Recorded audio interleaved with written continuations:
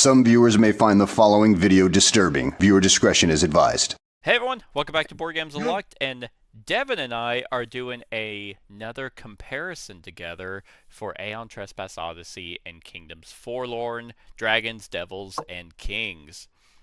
Both of these games are done by the company Into the Unknown. Two super expansive, massive, narrative-driven campaign games. Both very similar to one another.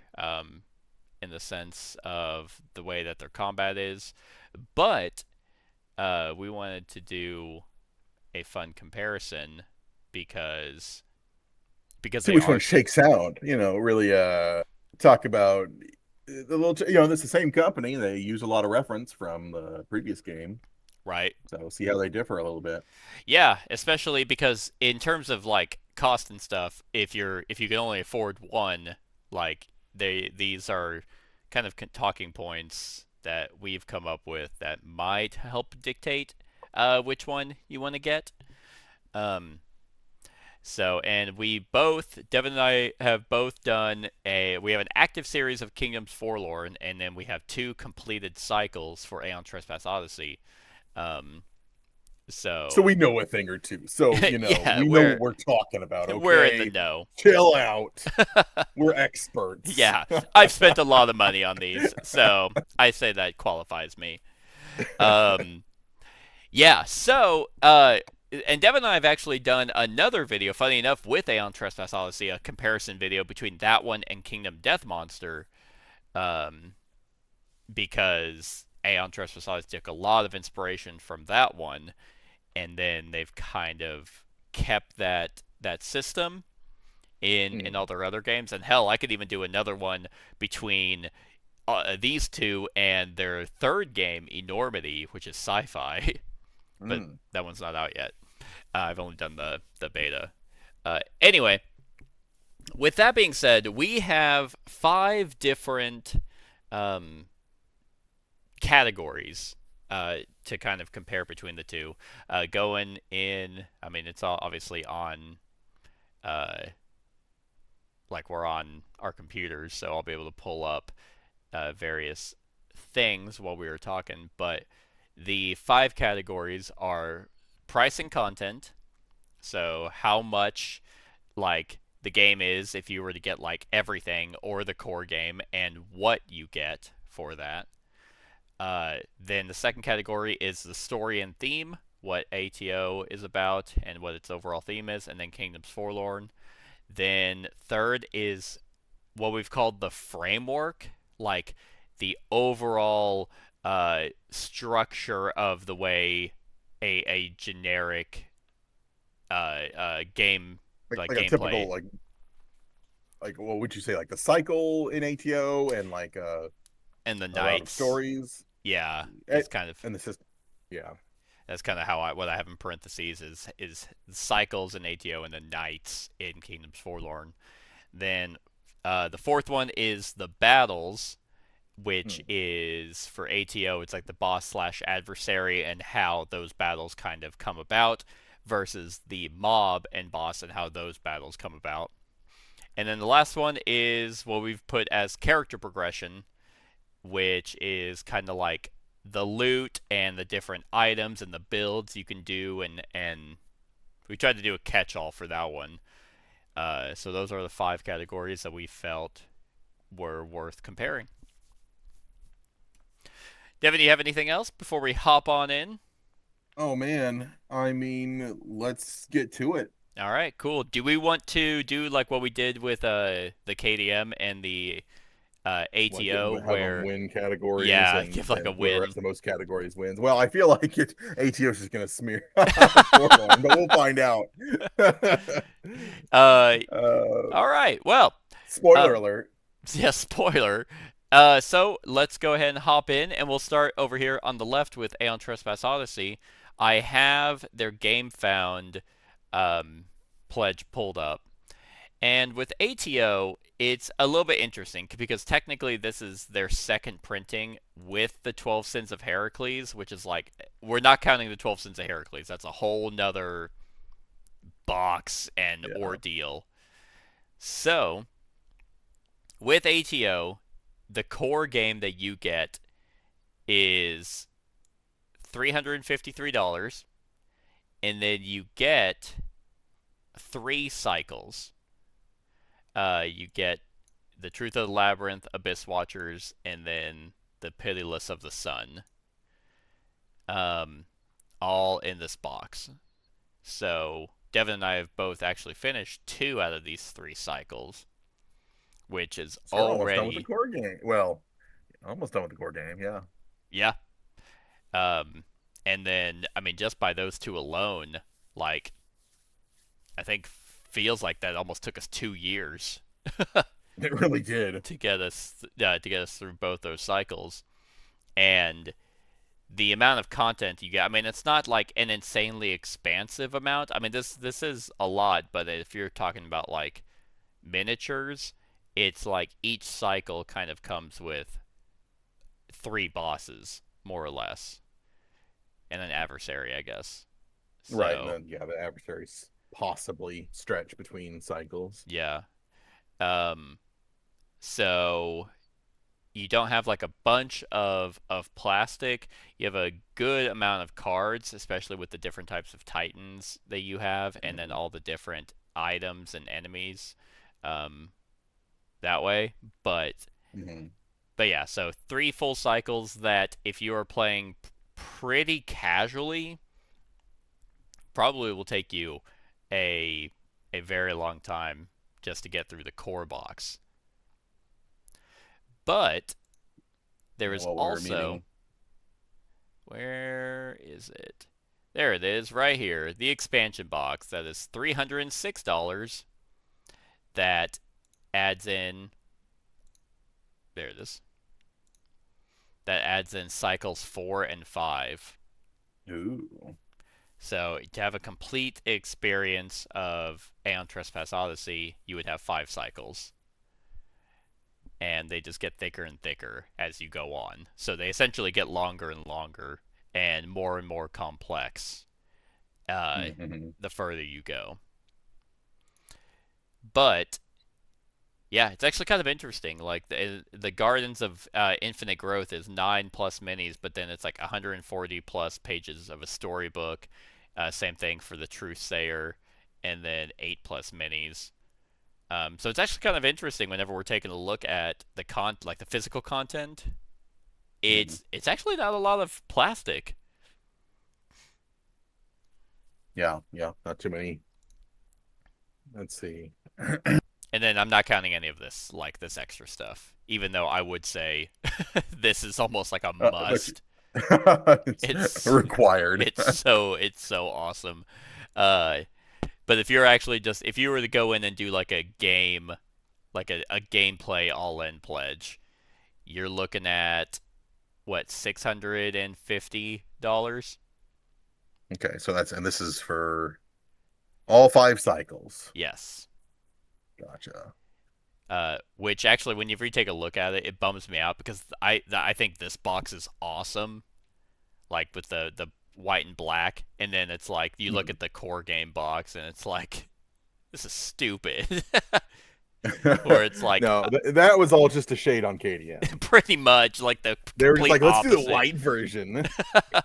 Yeah, where has it kind of has like And a they make the sheen, box just a little bit bigger. right? Yeah, so in terms of, yeah, price and content, I mean, this is always kind of a finicky discussion because it's like I'm assuming that people who are watching this video have the money to burn. Mhm. Otherwise, no one in their right mind would pay almost $700 for it. Hey, you know how we went hungry last month? I bought a $700 board game. Hope you don't mind. Yeah, exactly. And then, I mean, if you really want to go whole hog, they have all these expansion Oh. characters that you can throw in. And then, actually, this is kind of content right here. It's a mini expansion called the Skyward Odyssey. This is what's supposed to, it's 3 mini campaigns that you play after cycles 3, 4, and 5. Oh my God. So So, assuming you play through everything we have. Here's a little extra. Yeah, it's kind of like supposed to bridge the gap between those cycles, from what I understand, Set to the conclusion. which is pretty cool. Okay. Um, so yeah, so that is where you're looking at for Aeon Trespass Odyssey. Then we hop over to Kingdoms Forlorn. So Kingdoms Forlorn, for its core game, and I might have to go between two different GameFound pledges because this is like the new pledge manager. Um, so for $370, you get the core box, which comes with, I don't know, I mean, it could be roughly the same amount of minis. A lot more mob type enemies, and then you have the knights themselves, which would be equivalent to the titans of Aeon Trespass, Right. and then your various bosses, which are up here. But it comes with 2 kingdoms, and so you got the 2 kingdoms, all the content that goes towards those kingdoms themselves, the location cards. These are all the cards like the knight hand cards. These are the 2, the Principality of Stone and the Sunken Kingdom of Utrabrand. These are the 2 kingdoms. Do you have these pulled up? I'm not seeing them on my screen. Did I not share it? Damn it! Here, hold on. There we go. Okay, that's better. Okay, well, I'm like, here we are. hey, here we are. I see it now. Okay, so here is the Kingdoms Forlorn There we go. Core game. I realized I was sharing my screen, and well, okay, I guess luckily I was recording it correctly, but you just weren't seeing it because I was sharing the split level. Okay. But anyway, yeah. So you have the 2 kingdoms. Here's all the minis that you get in the core box, versus all the minis that you would get in the core game. Over here, this might not be every single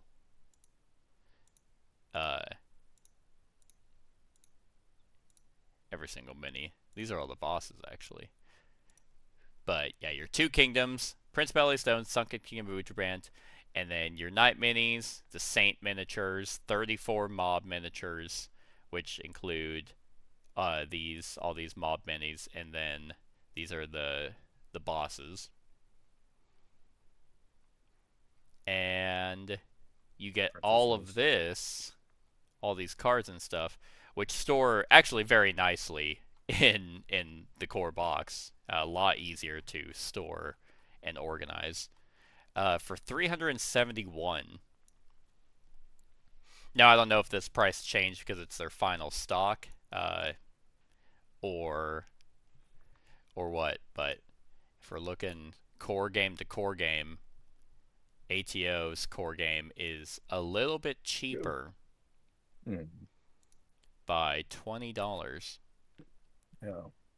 So the category was what? Price and content? Yep. Yep. So that's core game to core game. But then Kingdoms Forlorn has the 10,000 Succulent Fears, which adds in 2 knights, a few more bosses, and a few mobs. It is not a new kingdom to visit. It's kind of like a deeper dive into the other already existing kingdoms. But yeah, so this is all the content that actually I currently have, because the other content isn't out yet. But this right here is 178.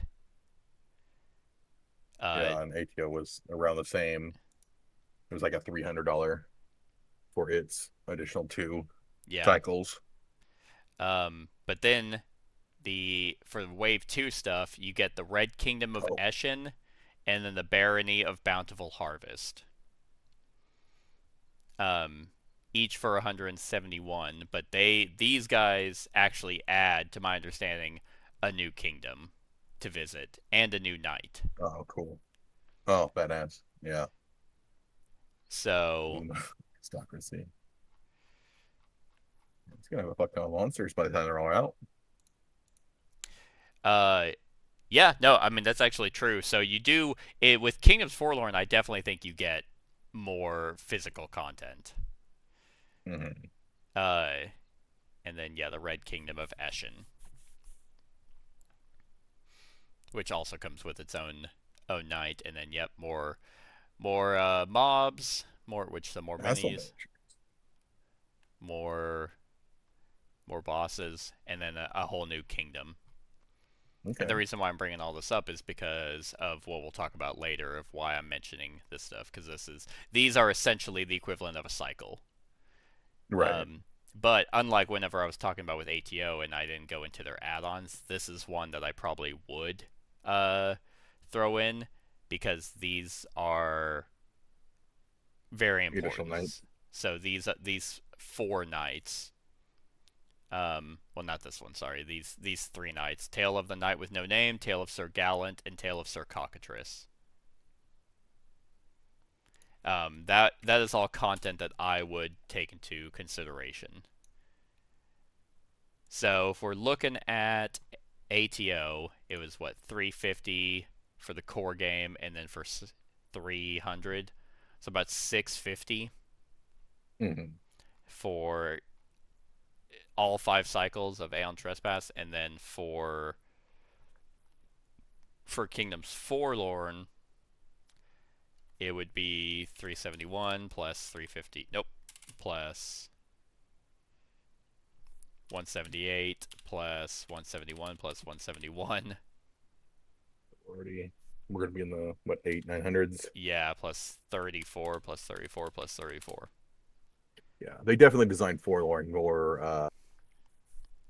What was the word? Modular. Yes. Yeah. So it's, I don't know, which one are you leaning? Like, I think you get more content with Kingdoms Forlorn. But I mean, yeah, at a $300 price difference, more or less.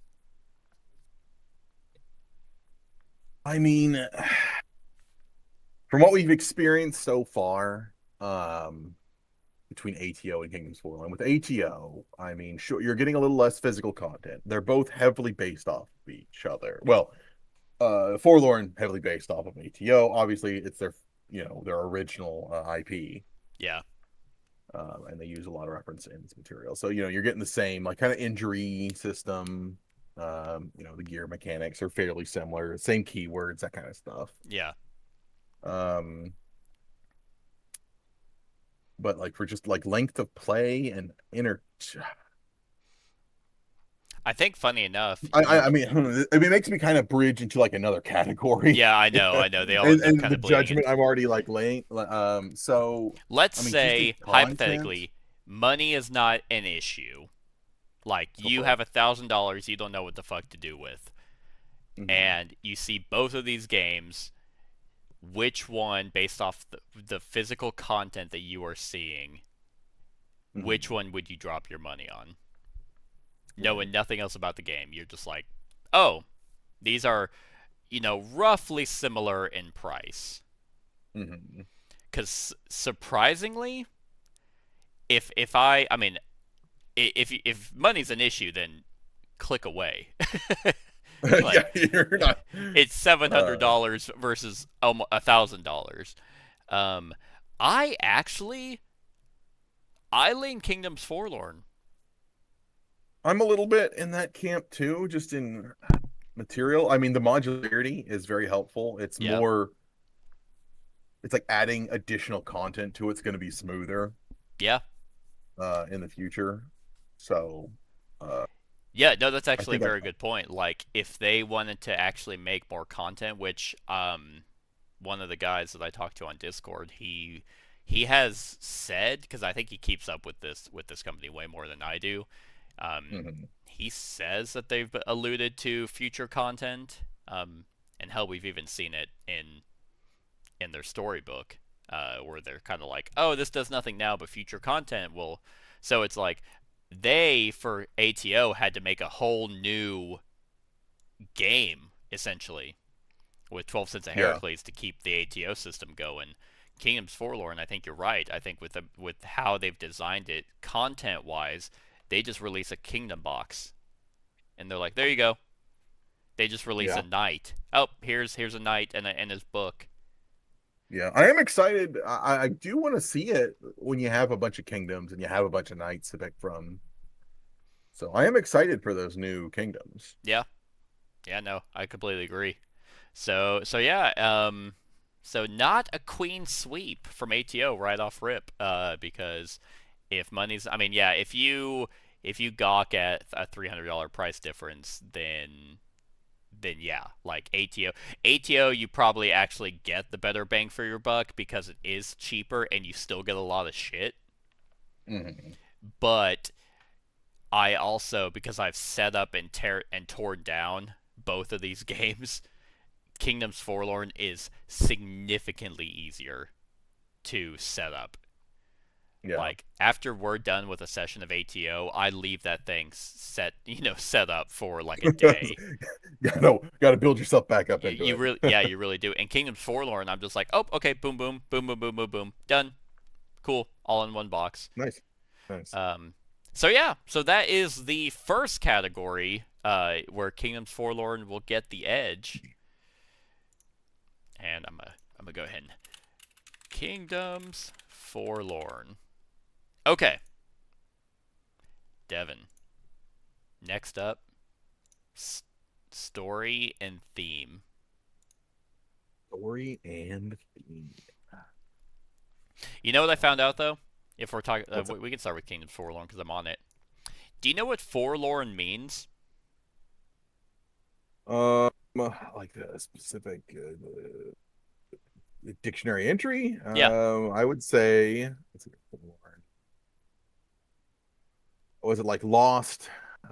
Almost like a woeful loss. See, that's what I thought. I thought it was like because the game is centered around these kingdoms that are like in an age gone by, Right. and I thought that's what it meant too. But apparently, because this came up in another game I was playing, Forlorn just means pitifully sad and abandoned. So Oh, okay. technically, this game is called Kingdom Sad, Kingdom sad. and I'm like, huh. Kingdoms pitifully sad. These are what sad kingdoms these are. Yeah, Look at these sad just every kingdoms. time we walk into a through the fog, we're just like pitiful. Um, so Deborah, you want to take a crack at the story and theme for Kingdoms Forlorn? Korean theme. Well, let's see. So you're they don't give you too much intro text.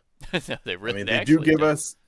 they give us our tutorial that kind of describes that they're I don't it does not front load you with exposition in No, this game. no, it actually doesn't. The best you get is each kingdom kind of has a little paragraph Hmm. um, within within each one. So like essentially, from my understanding, is that these kingdoms have been covered by some kind of Yes. cataclysmic event. Yes. Exactly. Yeah, like the Principality of Stone, some kind of plague that turned everyone to rocks, Yep. statues, and then we have the Sunken Kingdom where It was like a tsunami swamp. of mud and muck and a swamp has taken over, Yep. both causing their respective populations to seek more favored territory. Yeah. And then there's this fog, so Dark Souls thing, or the encroaching weirdness that's in like Tainted Grail is Hmm. something that people can live in, but it's also rampaged by monsters, and there are people who are trying to make do out in that kind of wilderness. Um, but there's like these settlements that you can live in, and that's kind of it. Like, there's not really a whole sense of overall theme into why this happened yet. Yeah, into the world, but it's I mean its focus is, I mean, the gold shining star of this game is the knights and Yeah. their stories. Yeah, exactly. And how these knights play a role into the overarching story is not Mhm. yet clear. And it might not be. Right. The theming of this could just be that each knight has their own individualistic story that has Mhm. nothing to do with the overall, quote unquote big bad. Um Yeah. but it's definitely gothic, medieval gothic, dark fantasy Mhm. for the game that has you venturing into, yeah, just various kingdoms. And the kingdoms have their own history. Like whenever you come across various ciphers, depending on which knight you have, you can learn a little bit of lore onto what may have happened here or what is currently happening. But yeah, very vague. Like this, like Kingdoms Mhm. Forlorn definitely almost went the vague Dark Souls route in terms of Yes. narrative storytelling. Um, but then if you go to ATO, see this one again, even just like their BGG description. Now, to be fair, ATO came out 3 years ago, and Kingdoms Forlorn came out this year.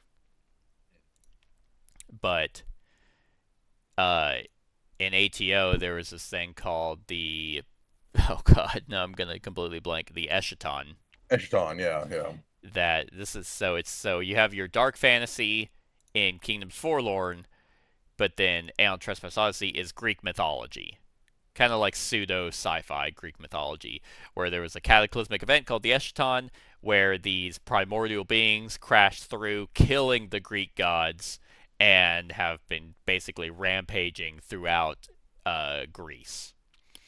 And you are Argonauts that have mysteriously woken upon this massive city ship that has this Evangelion ability to sync up with Titans, because Titans are the only things that can actually damage the primordials. And but even where we're at in ATO, we don't even know what caused the Eschaton or where they came from. No, no, not at all.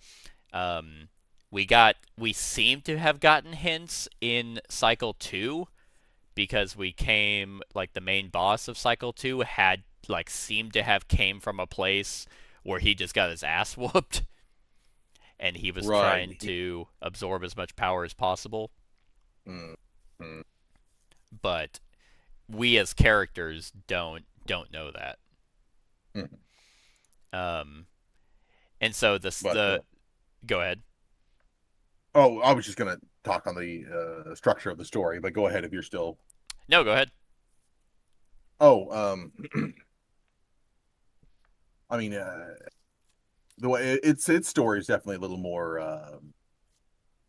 spoon fed to you, a little more. It's paced out, and you Mm-hmm. are gifted the story as you progress. Yeah.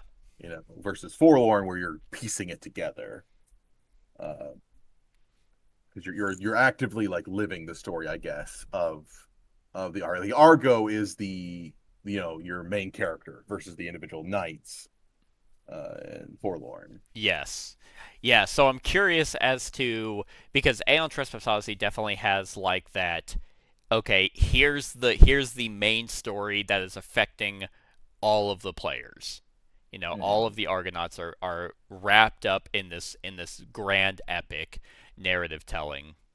Um Based off yeah, there's like the individual cycle, and you make decisions, and things come up, but it's based off of like you as a group are making it, and your decisions impact the entire player base.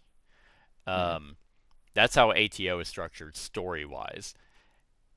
Kingdoms Forlorn, like Devin was saying, is way more individualistic. Like, whenever you are going to play a game of this, and you are reading your knight's story, and it virtually has nothing to do with anyone else. Like, what is happening to Sir Sanch and his story is no way involving any of the other characters. Yeah, they might like pipe in a little bit. Yeah. On very specific situations. Yeah, hyper specific situations and we seem to miss all of them. Every time, like, we get like every single one. We've had like, I think, one where someone happened to be. It's like, hey, yeah, Fleischritter is in the party. I mean, we actually had it between Sir Sanch and Stoneface, where Sir Sanch went up and he's like, hey, that friend of yours is kind of a piece of shit. You should leave him alone. Yeah, you should abandon him. Which is still really cool. Like, I like that element of storytelling, where the knights do interact. But whenever you're actually reading out loud, it's like it is kind of like, hey, here's this massive thing that's happening to Sir Sanch or to Renholder, and then the other knights feel like they're T-posing in the background. Right. It's like, all this cool stuff's going on. It's like, I'm hunting for mushrooms. Yeah, exactly. It's like, all right, I guess I'll go fuck myself over here. So yeah. So I'm curious, Devin, which one do you like? Which narrative structure? Actually, first of all, which theme do you like better? Do you like this dark fantasy, cataclysmic event that has fucked over all these kingdoms and we're going in after the fact? I guess both of them kind of do that, but it's definitely more medieval fantasy with these creatures. Or do you like the pseudo sci-fi ancient Greek mythology, where these primordials came through and killed the Greek gods? Well, in the methods that the story is gifted to us, ATO definitely has the smoother story exposition. Yeah. By far. How do I want to put it? I will say, though, there are times where they are a little too lost in the sauce, where they are using Greek terms, and I'm like, I have no idea what you are talking about. Oh my god, I know. Like, what I have had to Google words to be like, what is this? And it's like, oh, it's a ship. It's a type of ship they're talking about, or it's a piece of clothing that they're talking about. I have not had to do that with Kingdoms Forlorn. Not yet. Not yet, yeah. But as I was saying with Aeon's Trespass, the way they feed you the story, it is regimented. The story events, they are based off tables, but if you are able to complete a table and you get that whole story, it is very satisfying. Sure, your individual Argonauts, we all act more as like a gray mob. It's like we are the Argonauts and we all speak the same voice, more or less. While in Kingdoms Forlorn, it's you have your individual knights, just living out their individual adventures. Yeah. And from the experiences we've had so far, I have to give it to ATO. It definitely hooks you. And you want to stick around to see the end of the story more. Yeah. ATO definitely kind of keeps you intrigued along the way, especially because I'm taking a look at like that's the calculator. I'm taking a look at the various topics we're gonna mention. Yeah, I guess it could go here, especially with like the choice matrix that ATO has, and like you have a bunch of different adventures. You have rest and relaxation, which is a lot more personable. Like that's kind of where you get a lot more of the human elements between your Argonauts. But then each cycle also has their own individual adventure hub tables that are their own massive side quest narrative tellings. and Kingdoms Forlorn doesn't have that. It has kingdom No. adventures. So if you're in a kingdom for Kingdoms Forlorn, then you may get to roll on the adventure table for a kingdom. Yeah, it's a D100, isn't it?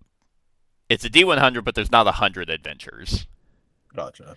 It's like, if you rolled a 1 through a 9, it'd be this adventure.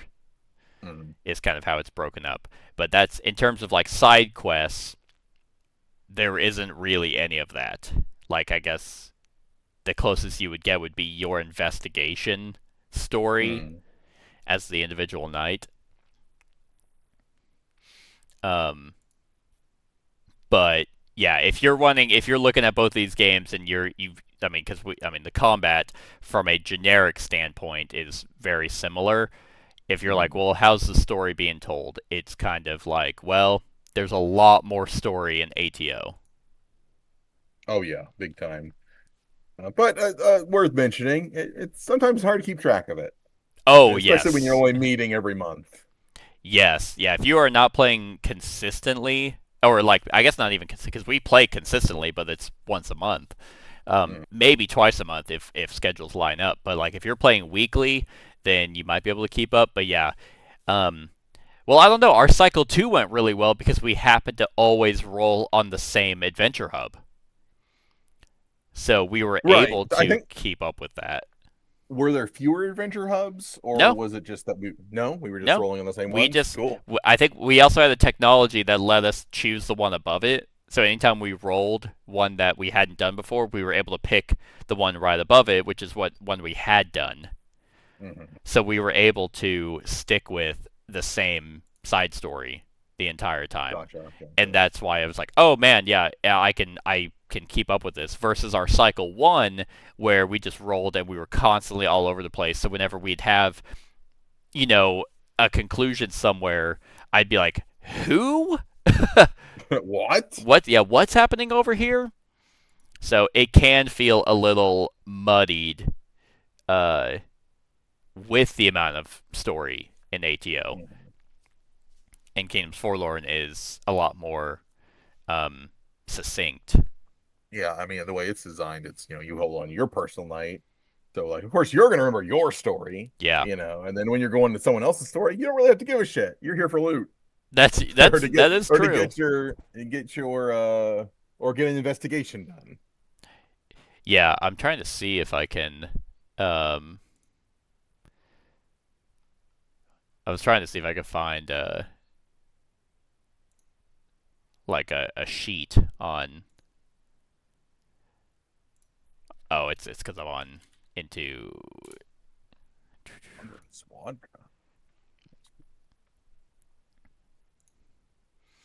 Let's see.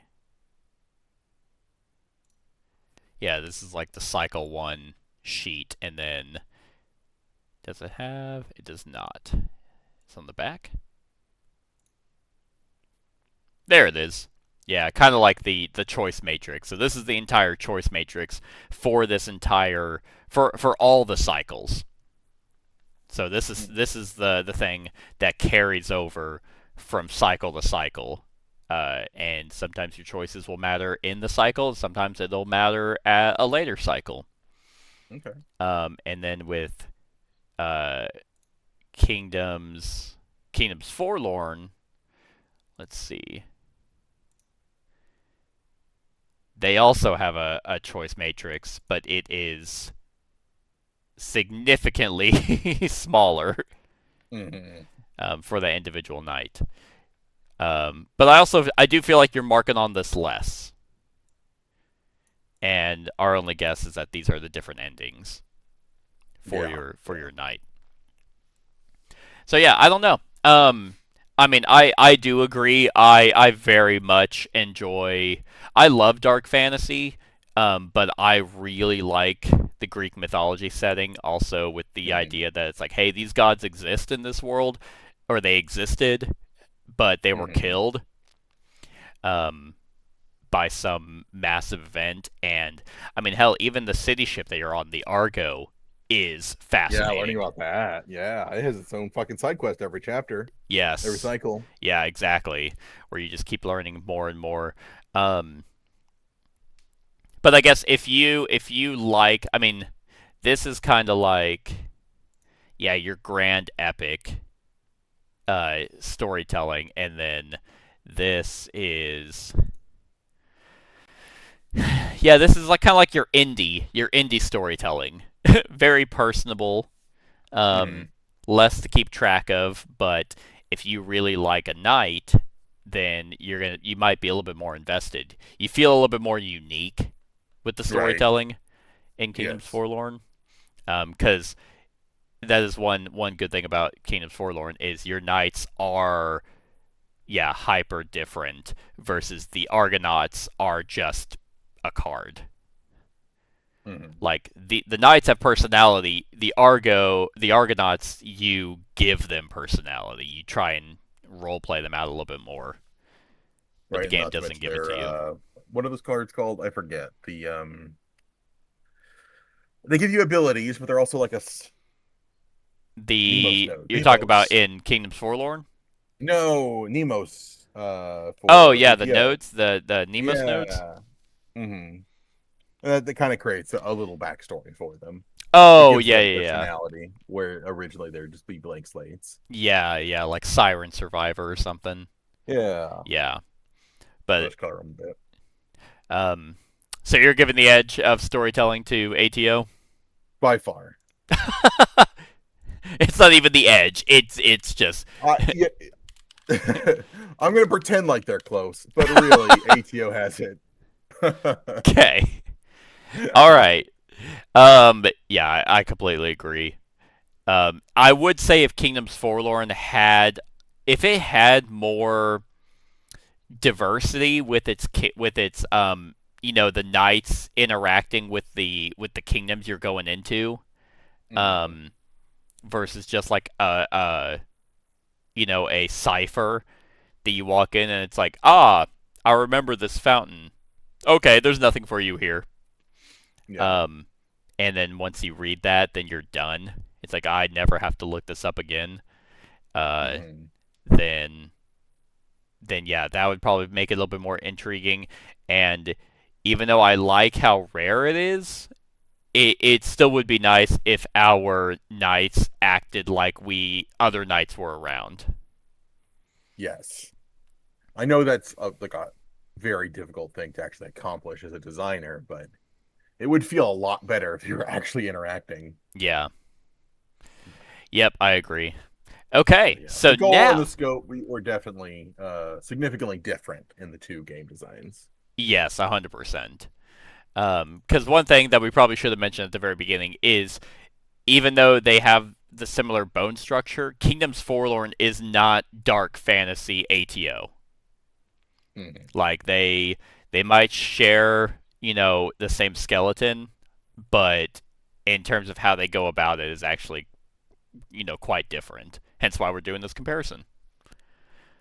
Okay. So third up is what we are calling framework,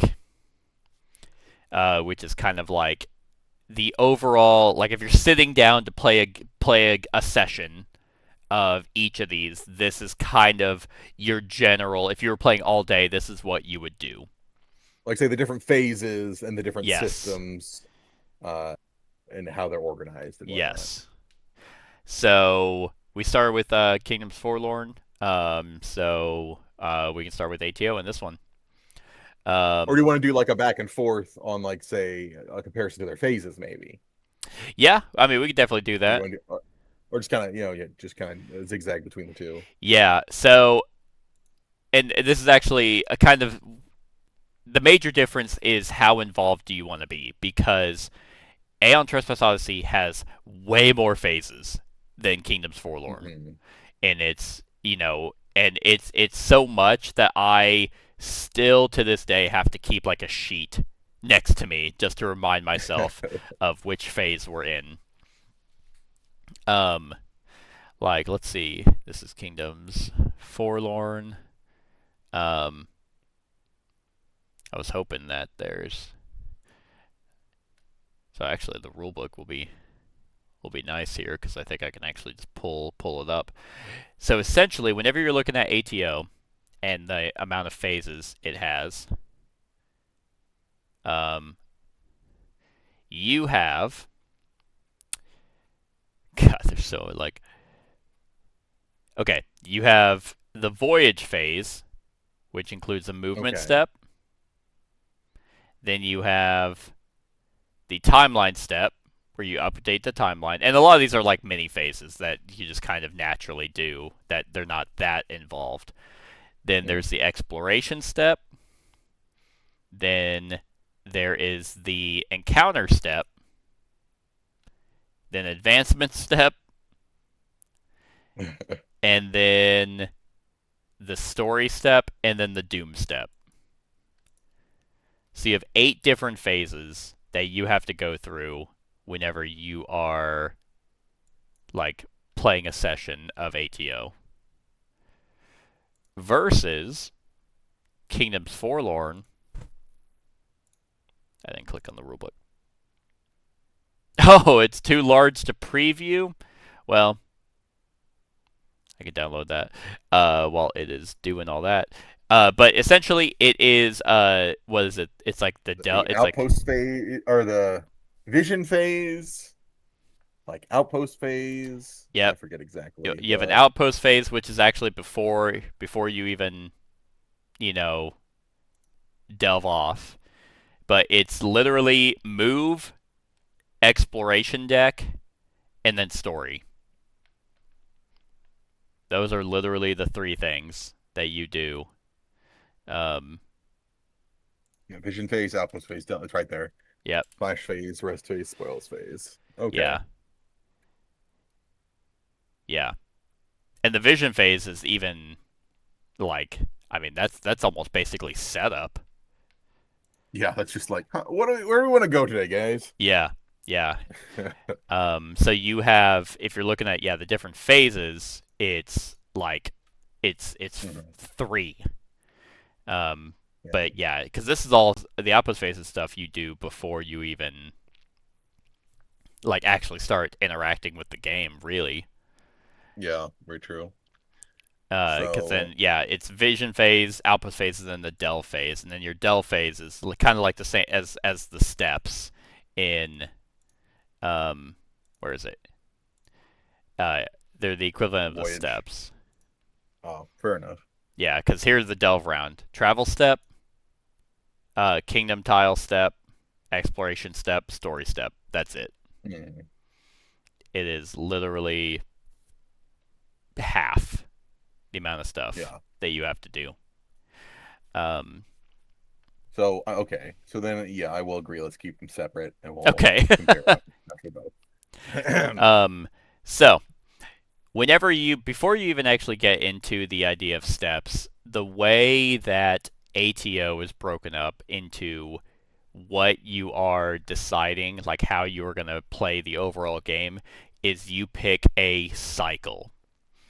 And as we mentioned in the content step, there are 5 cycles that you play from cycle 1 all the way to cycle 5. Everything that you are doing in ATO is engrossed and encompassed by that cycle. There's unique rules for it. There is the unique enemies and the unique technologies, the unique gear. All of that is tied to the cycle that you are in. And each cycle has its own unique rules that do not really carry over from one cycle to the next. And then that's kind of like the overall framework of what you would be. So you're existing within a cycle, and say we're sitting down for a game session. So essentially we're in the voyage phase. Yep. And you're traveling through the map. Yep. You can find a heading, more or less. Each tile is going to have different locations. Yep. So, I mean so speaking of like the movement step, all these tiles are also cycle specific because you're in a different Right, they region. each have their own map. Yep, they each have their own map, uh, and they all have their own story cards. So each, that's kind of like your main goal is what the story card's telling you to do, and each cycle also has its own doom card that is kind of another way that you can lose. So you are traveling around the cycle specific map, dealing with cycle specific locations and cycle specific stories. And then you're also dealing with cycle specific factions. Oh, true. That you have to manage that are the kind of the inhabitants of the area that you're in. Like, I mean, I guess slight spoiler, but the first cycle has you in Crete, and then the second cycle has you in Sparta. And both of those cycles are radically different from one another. Each cycle has its own timeline that you have to keep track of. This is kind of like a timer that you have to go through. Because if you're looking So at every move was a day. Yep.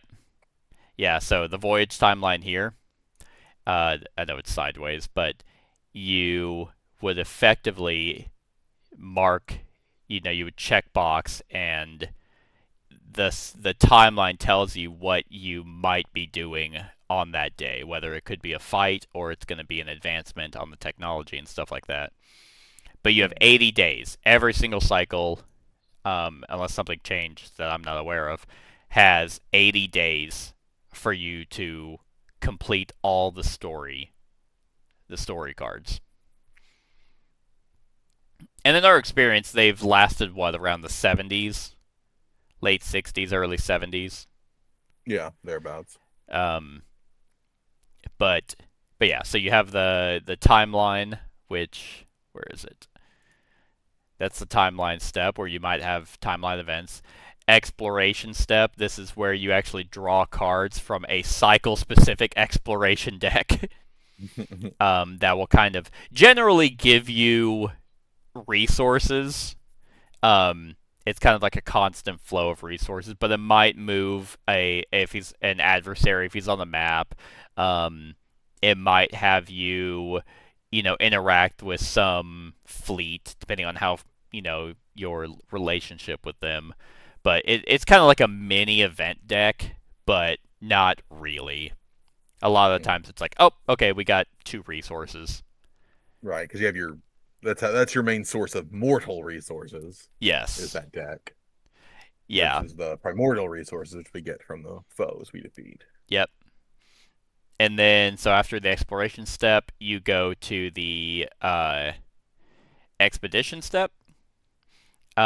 This is where, based off of the map tile, if you happen to actually see a particular icon, this is where you will have your adventure or your rest and relaxation story. So right before the encounter step, you might have your side quest move on.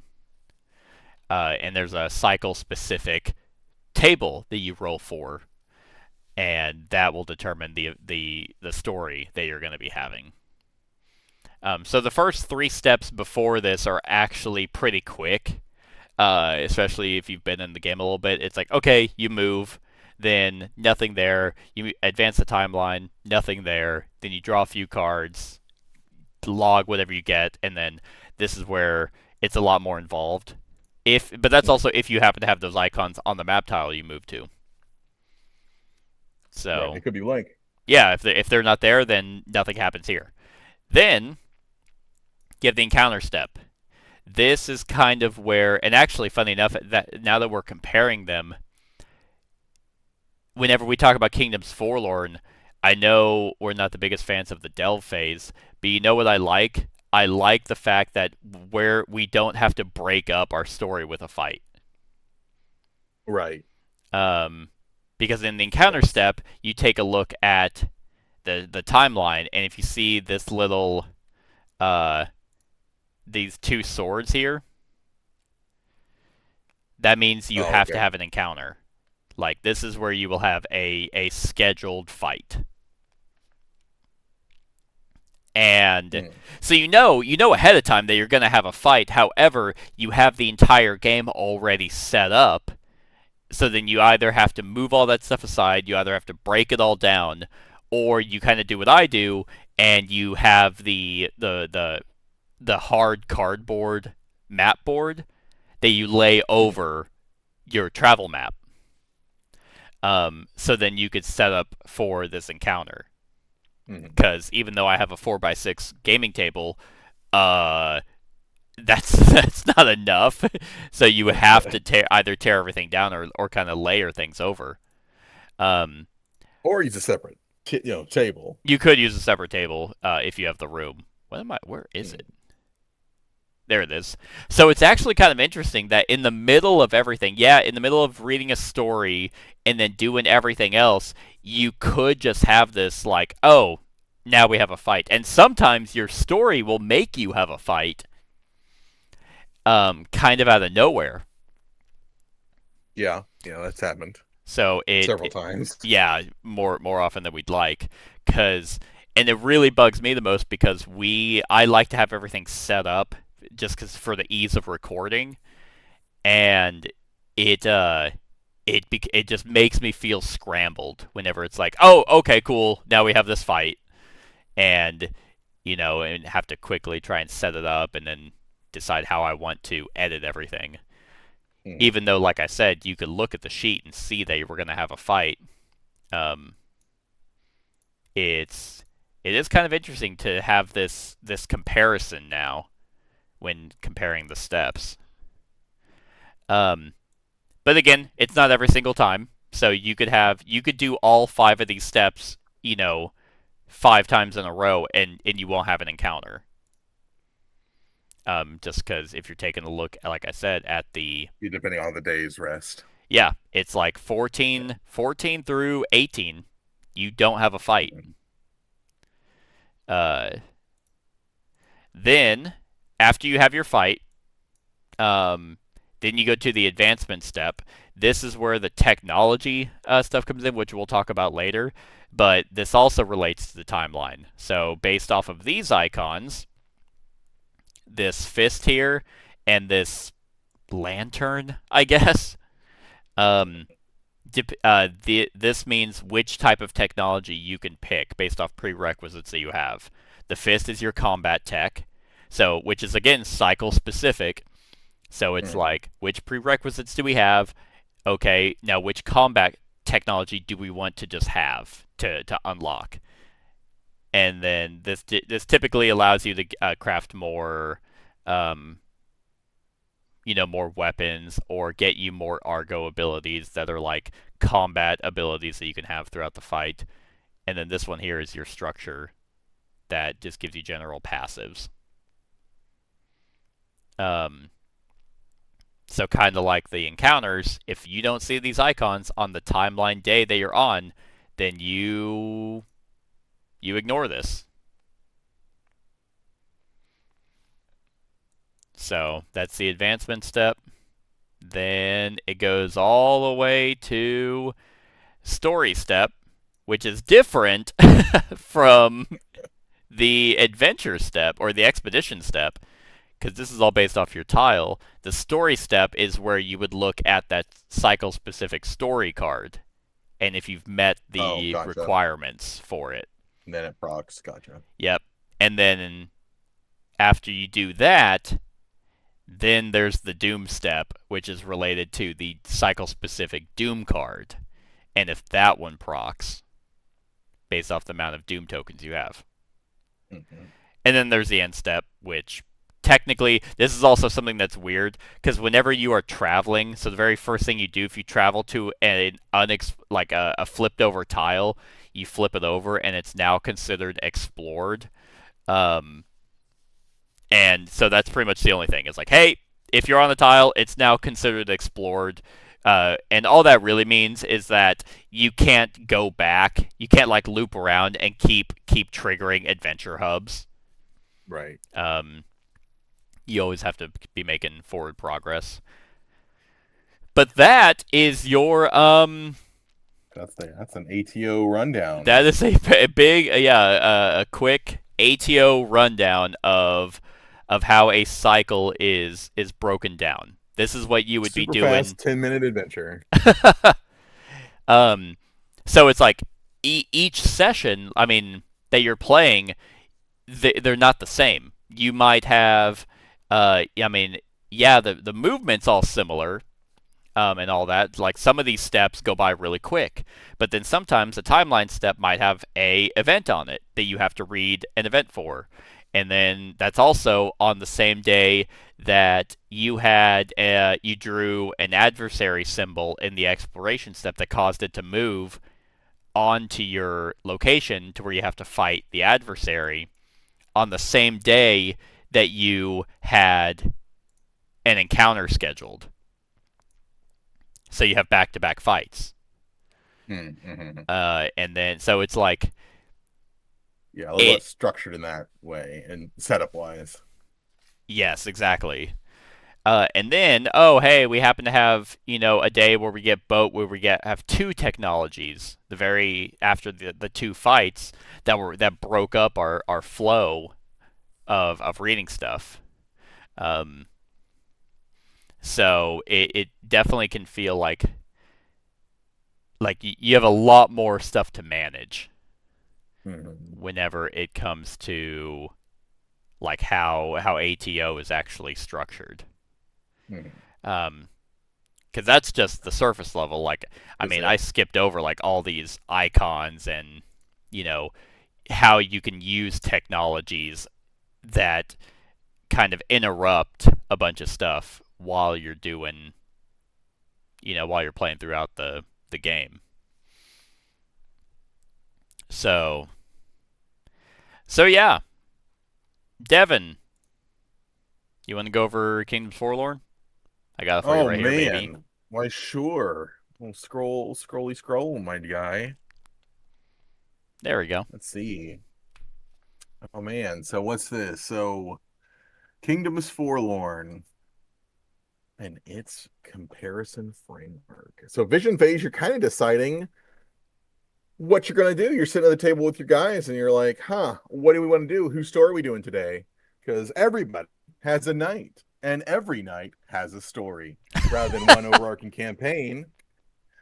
It's like, Seth, it's your turn today. So we're going to learn a little bit more about the Fleisch, was it Fleisch? The Fleischritter. Fleischritter, yes, the Flesh Ripper, or the Flesh Knight, Delicious and Dungeon guy. So once an individual has chosen their knight, it's like I said, this game is very modular, very smooth, I would say, and on like setup and direction when you're preparing. So once you've decided your story, we go to, your outpost phase? Is outpost phase after that? Yep. Yeah, on outpost. Yeah, and actually, real quick, because with vision, we're deciding like we begin that night's story on there, whatever chapter you happen to be on. Yep.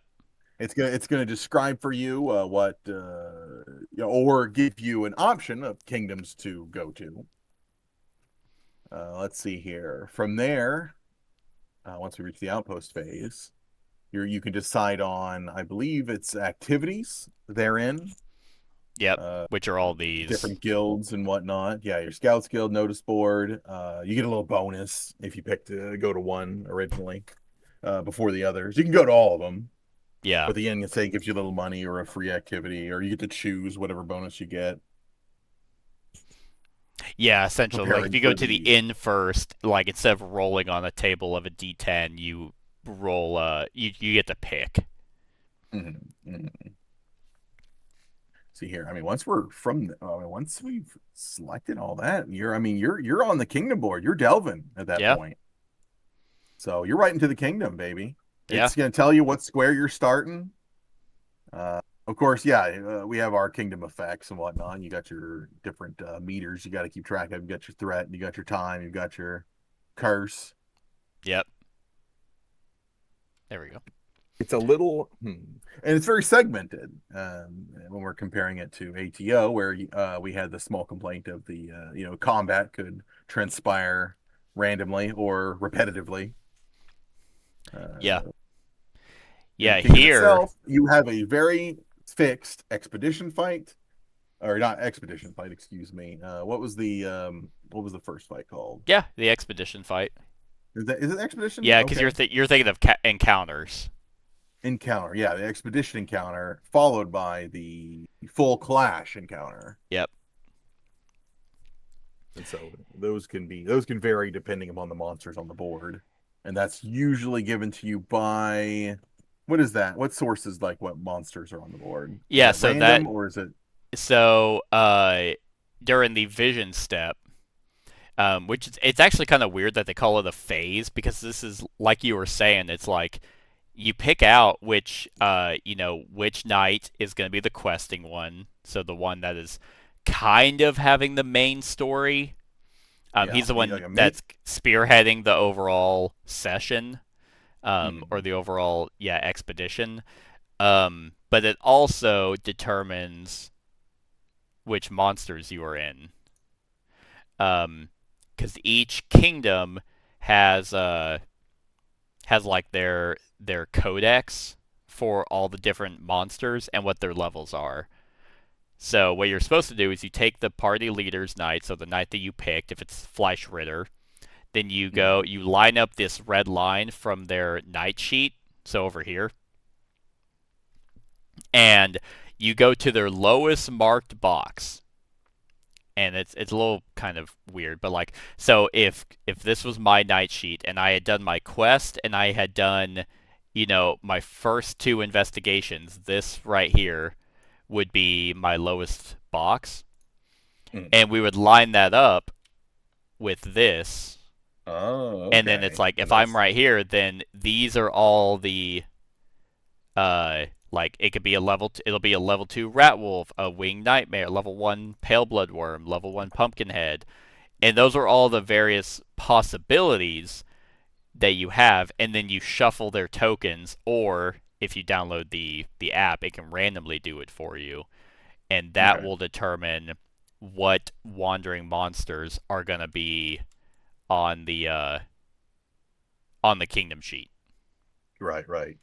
And now generally on a scheduled like night's quest, it's going to give you scripted beasts to fight at those steps. Now, if you're Yep. doing if everyone's doing investigations or what's the other one, a free roam, you get depending on what section of the kingdom you're in, that's the boss you're going to be fighting. Yeah, because each kingdom has, you're right, the different districts. Mm-hmm. So like if the pale bloodworms were in, I don't know, this merchant district, and we finally got to the part where we ran out of time, and it's like, oh, okay, this is who you're fighting because that's what district you're in. Mm-hmm. But yeah, like oh yeah, it's up here. Yeah, the kingdom track. Because this, I mean, it's very streamlined. Like whenever you think about it, because every time you move, it ticks the time up one, Mm-hmm. and then And depending on the map segment that you unlock, you could be reducing threat or increasing threat. yep, Threat causing the foes to chase you down or possibly spawn. yep, and also where you can lose on your delve Yeah. if Yeah. if threat gets too high. Same with curse. Curse is at the very top.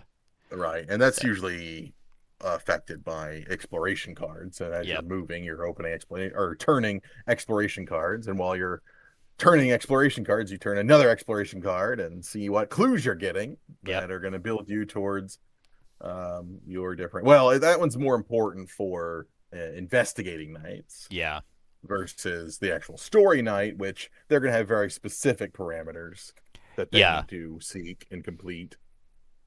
yeah. So it's definitely whenever you pick your knight, they're gonna be dictating a lot of where you're going and what you're doing, and everyone else kind of has to go along with it. Um, which I mean is kind of like shitty in a way, where it's like, hey, I'd really like to get my, my vassal tier weapon, but we're not Mhm. getting any of the clues I need. It's like, yeah, but I would like to succeed my main quest. Right. So this is Something I do kind of want to where we're touch going. on, yeah, is that it's definitely more how what's a good descriptor for it? How like each endeavor or each story segment, it's very isolated from each other. Yeah. Like everything that's transpiring uh during that session is strictly for that night's story. Like Yep. you're not going to trigger any big overarching, repercussions for other nights during each segment. Yeah. So it's kind of like a what do you call it? Like a baddie of the week, more or less. Yeah, your monster of the Like week. monster of the week. Yeah, yeah. Oh, we're going on adventure. Not a lot of repercussions there, but for your story, your traveling night, that's big Yeah. stuff's going down for him. This kind of goes back a little bit into the story and theme, but it's like you kind of have to have everyone at the table who want to be involved and care about other night stories, Mm-hmm. versus ATO where it's like, hey, this story is involving all of us. Um, but anyway,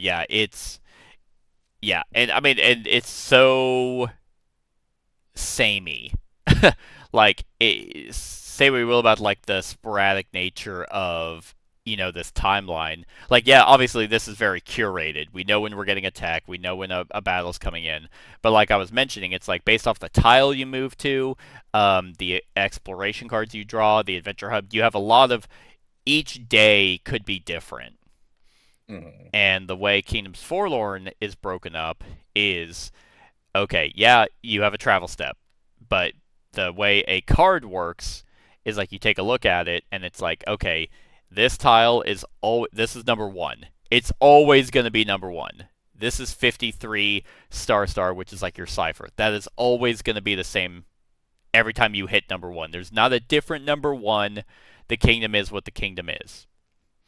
Um so this always leads to 6. This always leads to 7, and it's very, which I guess some people might like because they're like it's thematic. There has in the last session that you and I had, we had to get to a specific map tile, and we got to it because we had been through the kingdom before, so we Right. remembered where it was. Which is like real life. Mm-hmm. You go to a city tons of times, shit's gonna be in the same spot as last time. Mm-hmm. And your only chance of variety in a delve going to the same kingdom is potentially the different monsters that got randomized, during the vision phase, and the expedition or the exploration cards you draw. Right. Right. And even then, those are they're fine. Yeah, because they definitely made the delve its own challenge in just moving around the Yes. map and the way the exploration cards like proc. There's so much path blocking and like teleportation issues, and not to mention like the fog travel. Yeah. So Yeah, the it's deep it's its fog. own, like they made it its own challenge. Well, in Yeah. ATO, it's like traveling is more thematic. Yeah. And here's an adventure. Maybe there is a gate, and we get in the Sparta campaign, we learned there was different gates, and we had to get a little further in the story before we could even access certain portions of the map. Yeah. But short of that, it was mostly you float around and stuff happens around you. Right. Yeah, I've heard some people like the delve because they like the idea of the kingdom being the same. Like, oh, we've been here before, so you kind of learn Mm. you learn the principality of stone. Um and your variety is going to be, the knight's quest that you're on at that particular time. Right, the monsters are the Knight's Quest and so on. Yeah. But like Devin was saying, is that the unlike ATO where you had curated fights on a specific day, that fight is right in the middle of all those steps. Kingdoms Forlorn is not that way. If you have an event that causes you to have a fight, it's gonna jump you to the exploration. Not the expedition fight. Yes, Like yes. if you're Or on time 4 and it's like you actually procced your knight's quest and it's like, oh, have your expedition clash, you just jump yeah, straight to jump right to 8. it. It's not like you have a Hmm. random fight in the middle and then you also have to continue until you hit 8. And that's the way ATO would have done it. It's like ATO would have been like, hey, here's a fight here. Also, okay, after you're done with that, now continue and then have another fight. Right. Well, I mean, it does also have its in are they called They encounters? are called encounters, your Yeah, the skirmishes. small skirmish fights. Yeah, that are just essentially it's like a single round of combat where they sneak up on you, and it's kind of like a tactical placement, Pretty much. but it's super surface level. It's just It, like, oh, do they hit you? Do you hit them? Do you yeah, suffer these bad effects if you're in this square? Otherwise, did you scrape them? You might get a little bit of salvage for it. yeah, it's incredibly tedious. In fact, in one of the comments on our Kingdoms Forlorn discussion, um, one guy mentioned he had like 19 encounters in a delve. Oh my So god. it was some absurd number, and it's like, dude, I would just roll a d10 and be like, odds we take a damage, evens we don't. Mhm. Like, but yeah, like they do. There's a little bit more involved. Like, I mean, especially if you have that expansion, the 10,000 succulent fears. There are cards that have a certain icon on them that let you go into like an underground level of these kingdoms. But for the most part, the kingdoms are they're pretty basic. Mhm. Like your story events are happening based off the knight's quest. And maybe there are exploration cards you can draw that say, "Hey, you have a kingdom adventure," then you roll the D100. Um, but it's nowhere near on the same level as the adventure hubs or Mhm. anything like that. So this is probably, um, well, yeah, it's streamlined and it's clean.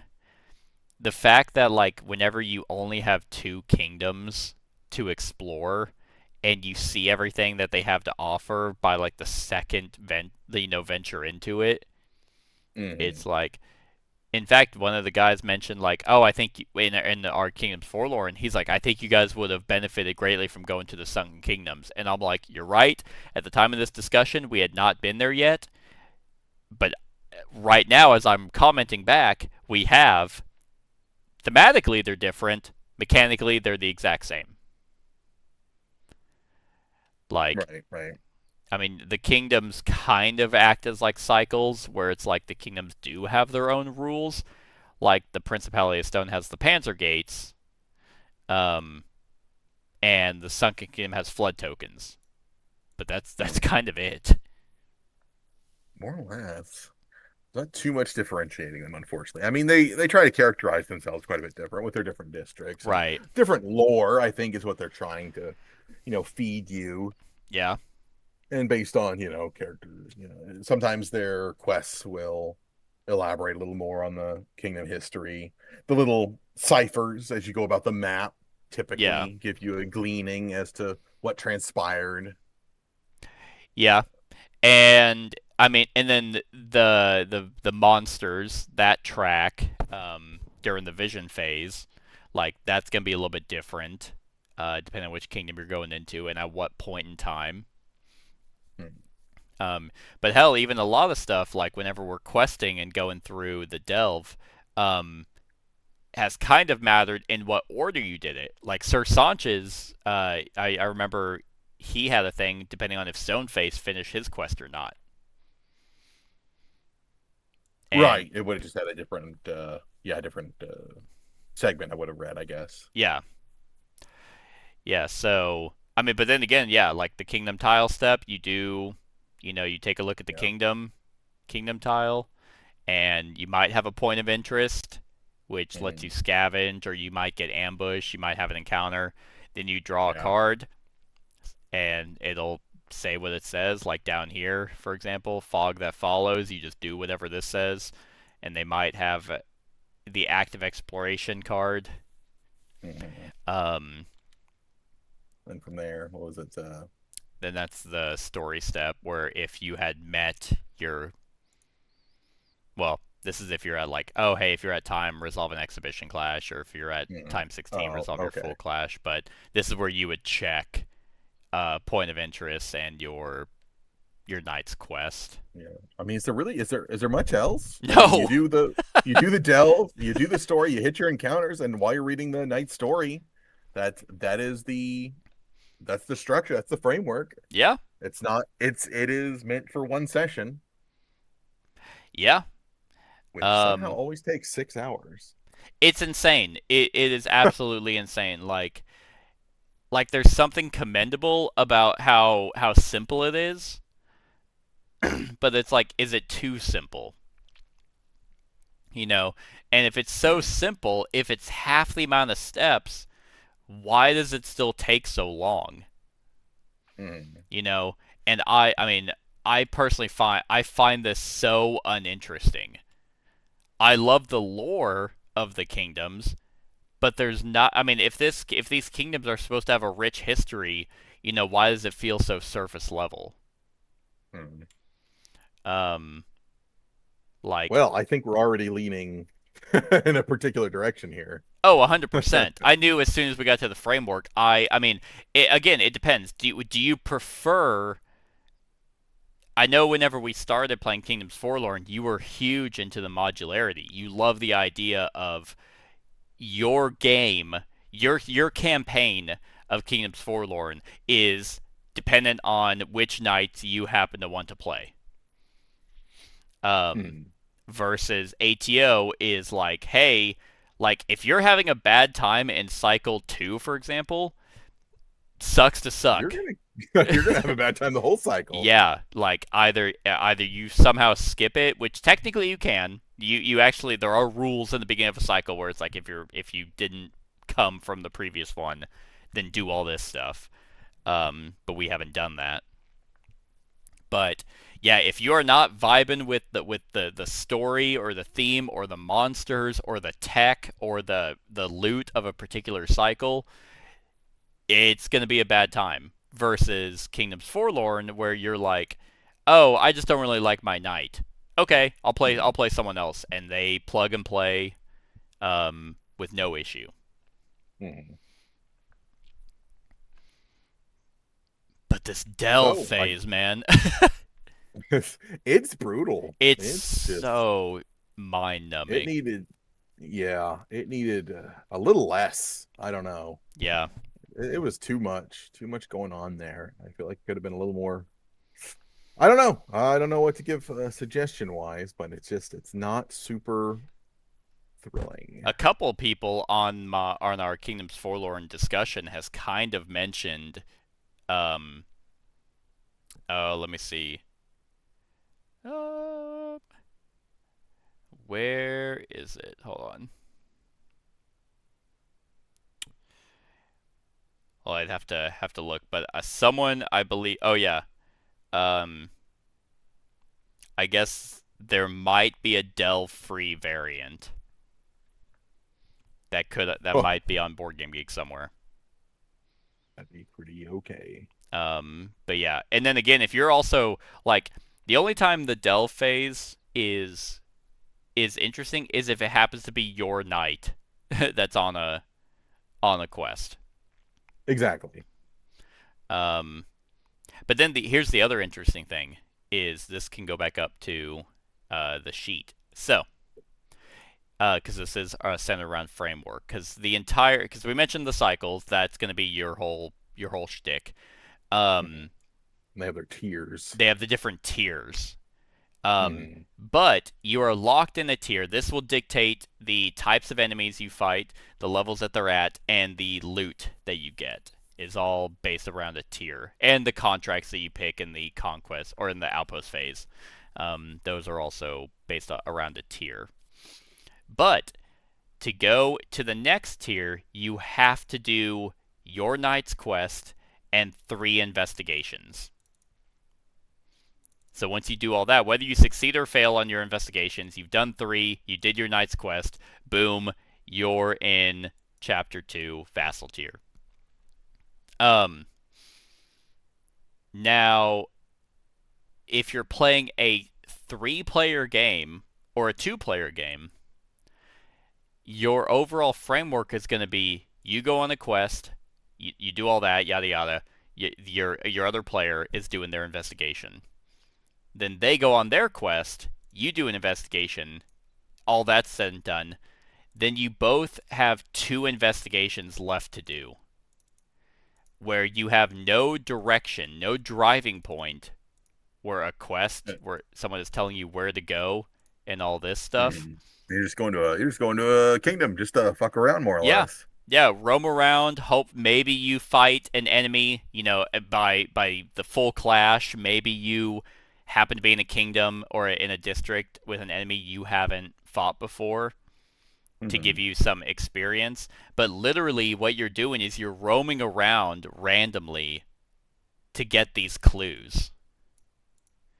Because each exploration card, depending if you went north, then you get a green clue. If you went west, you get a blue clue, and so on and so forth. And you're just trying to get 3 of a certain color, depending on which clue card you randomly drew.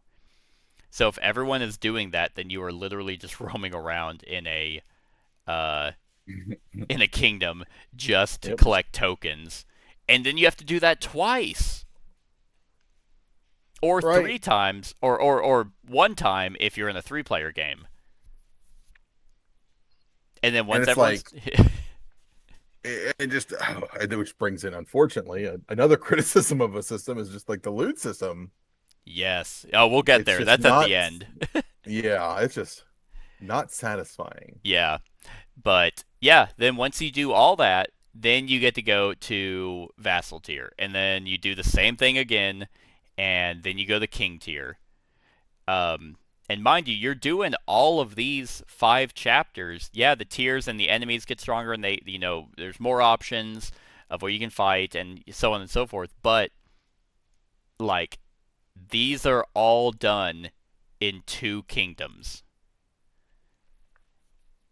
Whereas ATO has the cycles where once you're done with a cycle, you move on.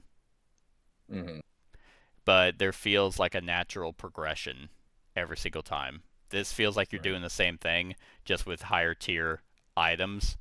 This feels like an actual progression of going somewhere.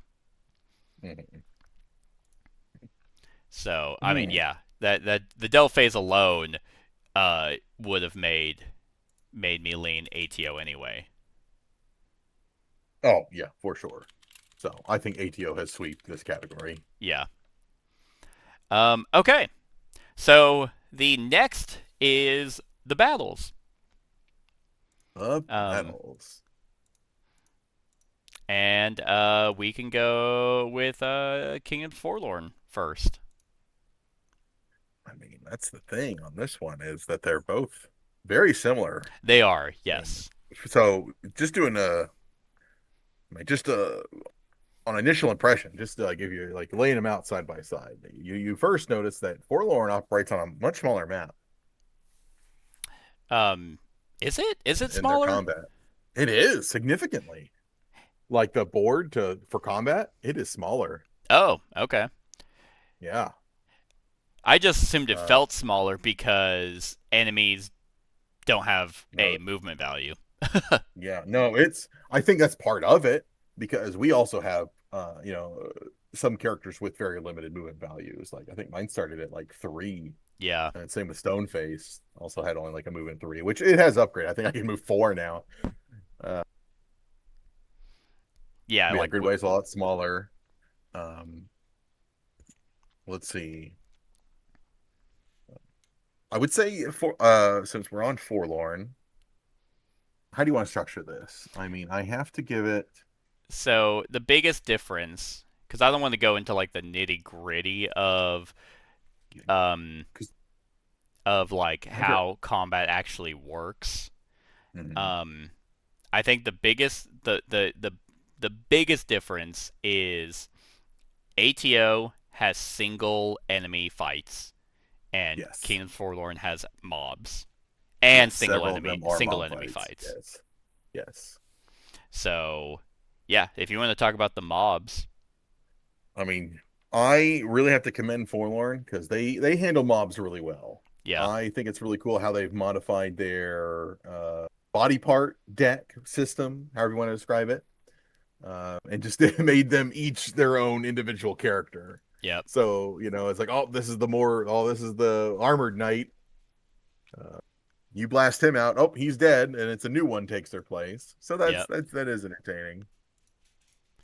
yeah, Um, yeah. No, I would say the scaling. Go ahead. I was gonna say I think that they really did an awesome job with the mobs because that could have been so clunky. Oh yeah, yeah. It did not feel too overwhelming. They did well with it. You still have the similar aspect of like they have an AI deck and then a body part deck, and that's all. Well, Yes. actually, in mob fights, the body parts are assigned to an individual miniature. Hmm. But their AI deck still escalates and things like that. So if you're familiar with how how that works, then it's like okay, they have mob fights on top of, yeah, you have one big boss. I'm trying to find the rule books now. There we go. Nope, there it is. Um, yeah, like the White Ape Troll. This is a single enemy fight. Um, but it almost That's feels like neat. they wanted the fights to be a lot snappier because you have to do two of them. That's the other thing is with the battles is you have Oh two yeah. fights in a session instead of just one. Well, it depends how you're. I mean, ATO doesn't really have that structure though. That's true. It has an ATO doesn't really have like a session structure. It has a you go until you're done kind of structure. Yeah, that's true. Like, Mm. yeah, you have to find your own natural stopping point where it's like, oh, okay, cool, we finished chapter 3 for this character, um, and Right. that's it. Okay, now we can pack up. Hmm. Yeah, because you're definitely just doing one session of Forlorn. Yeah, that is But yeah, true. I would agree with the snappiness because I'm gonna say that they did not gate a lot of their mechanics in Forlorn like they do in ATO. Like that first cycle equipment was just like basic bitch. Opening one, maybe. You hit on an 8 because you suck. Um, Right? and then you're playing Forlorn, and it's like you hit on a 4 because you're a badass knight, motherfucker. Yeah, Oh, yeah, here's the sexy ass storied blade on turn 2. yeah, You're kicking all the ass. yeah, And it's like, yeah. oh yeah, I feel powerful. And I think So another thing that they did, which was pointed out, is the enemies are a lot easier to hit. yeah. Um, Yeah, no, they have definitely slated more in favor towards us. which I have heard that the 12 Sins of Heracles is also kind of trying to do that. Mm. Um, is decrease the technology track that ATO had, and then kind of make the fights like a lot quicker, where it doesn't feel like you have to always roll a nat 10. Yeah. um, but the other thing that's interesting with Kingdoms Forlorn fights is if you happen to fight an enemy like I'll just use the White Ape Troll in an expedition fight, you have to do 6 wounds, and it already starts with one.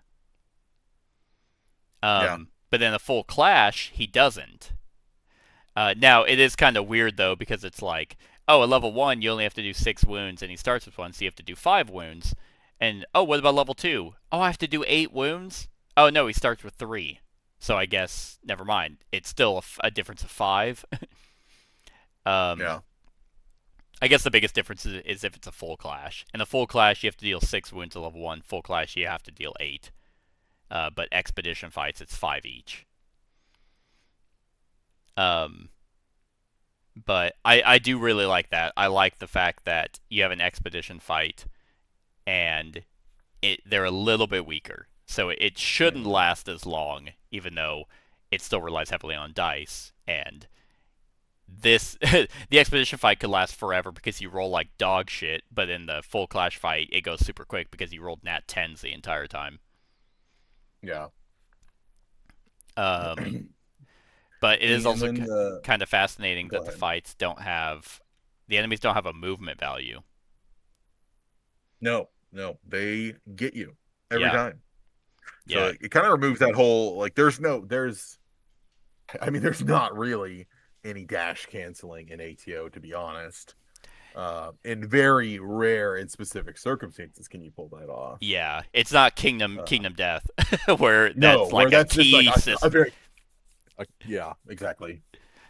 Um, There's so also, I mean, enemy variety. that's what I If was about that's to something you bring want up. to talk Yeah, about. Okay. yeah. Go for it. I mean, in Kingdoms Forlorn, I mean, it has the random dial. You have up to 3 to 4 different foes circling the map.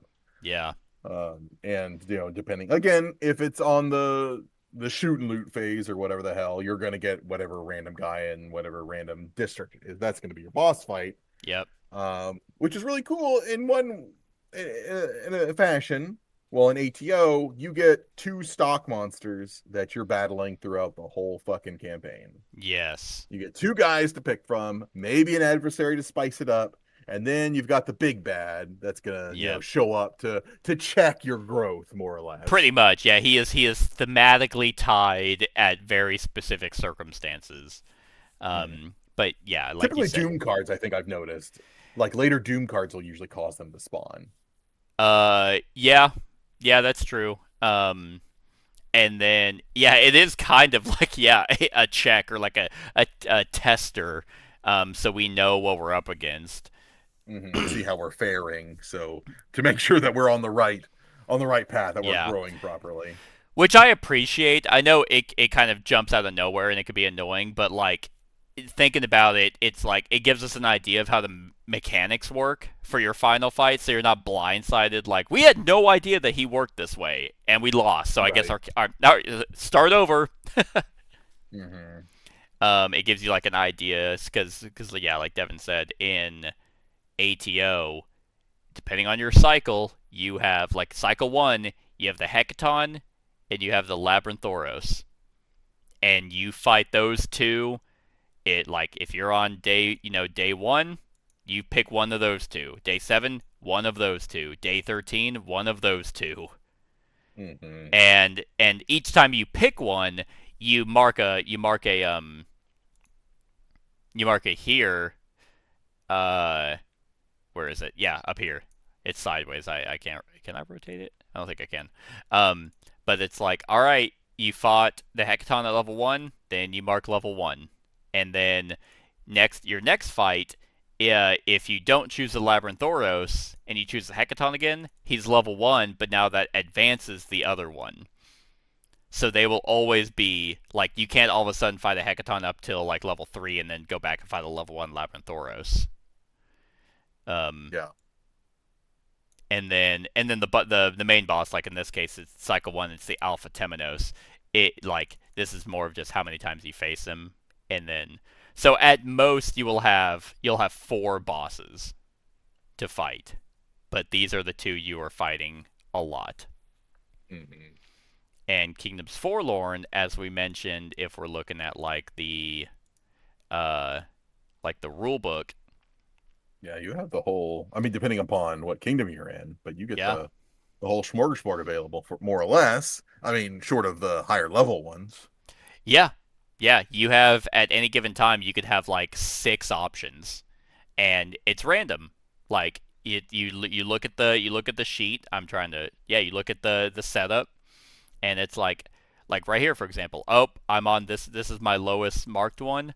It's rat wolves, pale blood worms, pumpkinhead, knight of the Ren, I think, first men, warriors, and haunts of Uh, like or actually, I guess it could be these 4 if you're in the just on that little principalities. snippet, we see was that 5, 7, 8 Yeah, or 7? 7 different monsters, just Yeah. in that little like image there. Yeah, and it goes further than that. And so you would just shuffle these tiles, like, because they have tokens. You shuffle those, and then, oh, in this particular delve, these are the 3 options that we got, or the 4 options. Mhm. However, that never seems to be the case because your quest kind of dictates who you fight. Right. Which has actually kind of been unfortunate because we do have so many options, and yet we personally have gotten dicked on fighting the same fucking enemy. So it's like we have variety, but yet somehow we never actually get that variety, so it becomes very upsetting. Because last time you asked me, you're like, why does this feel more annoying, even though in ATO you do fight the same enemy over and over? And it's like, because we know we should have more options, and we're just not getting them. Mm-hmm. Yeah, because I mean, ATO is definitely structured more like it's definitely slated more difficult. Yes. Like our roles are more difficult. The foes are, I mean, they're always leveling. They're getting gradually a little bit stronger. Yes. Like we're meant to, and not to mention that Titans are expendable. Yeah, if they So die, I we're, mean, barring unique titans I that we mean, every happen to fight unlock. is like designed to be this. Yeah, yeah. It's meant to be the skin of your teeth. Every fight, Yeah. for the most part. Yeah, because So we're and then fighting like, these beings that came in and killed the Greek gods. Here, we're fighting mhm, monsters that just live in the deep fog. right. So I don't know. I mean, Forlorn definitely once you feel a little more powerful, and like your gear already starts with a lot of mechanics involved, Yes. Yeah. where Your you which get that pretty quickly. yeah. Like there's no crafting in Forlorn. No. Um, And that'll be that we could talk about in the yeah, next category. But I I mean, because even though like ATO has the adversary, which I know we've mentioned a little bit, so the adversary is kind of like this nemesis almost that hunts you as you're traversing the map. Like we mentioned this, like oh, I was actually here. Like this symbol will spawn an adversary on the map, and it'll move around and try and catch you. And he's kind of meant to kick your teeth in, and you don't really want to fight him. So this is like the difference, like the adversary versus the mob would be kind of like the differencing factor between mhm, the two. Um, but it's still a single enemy.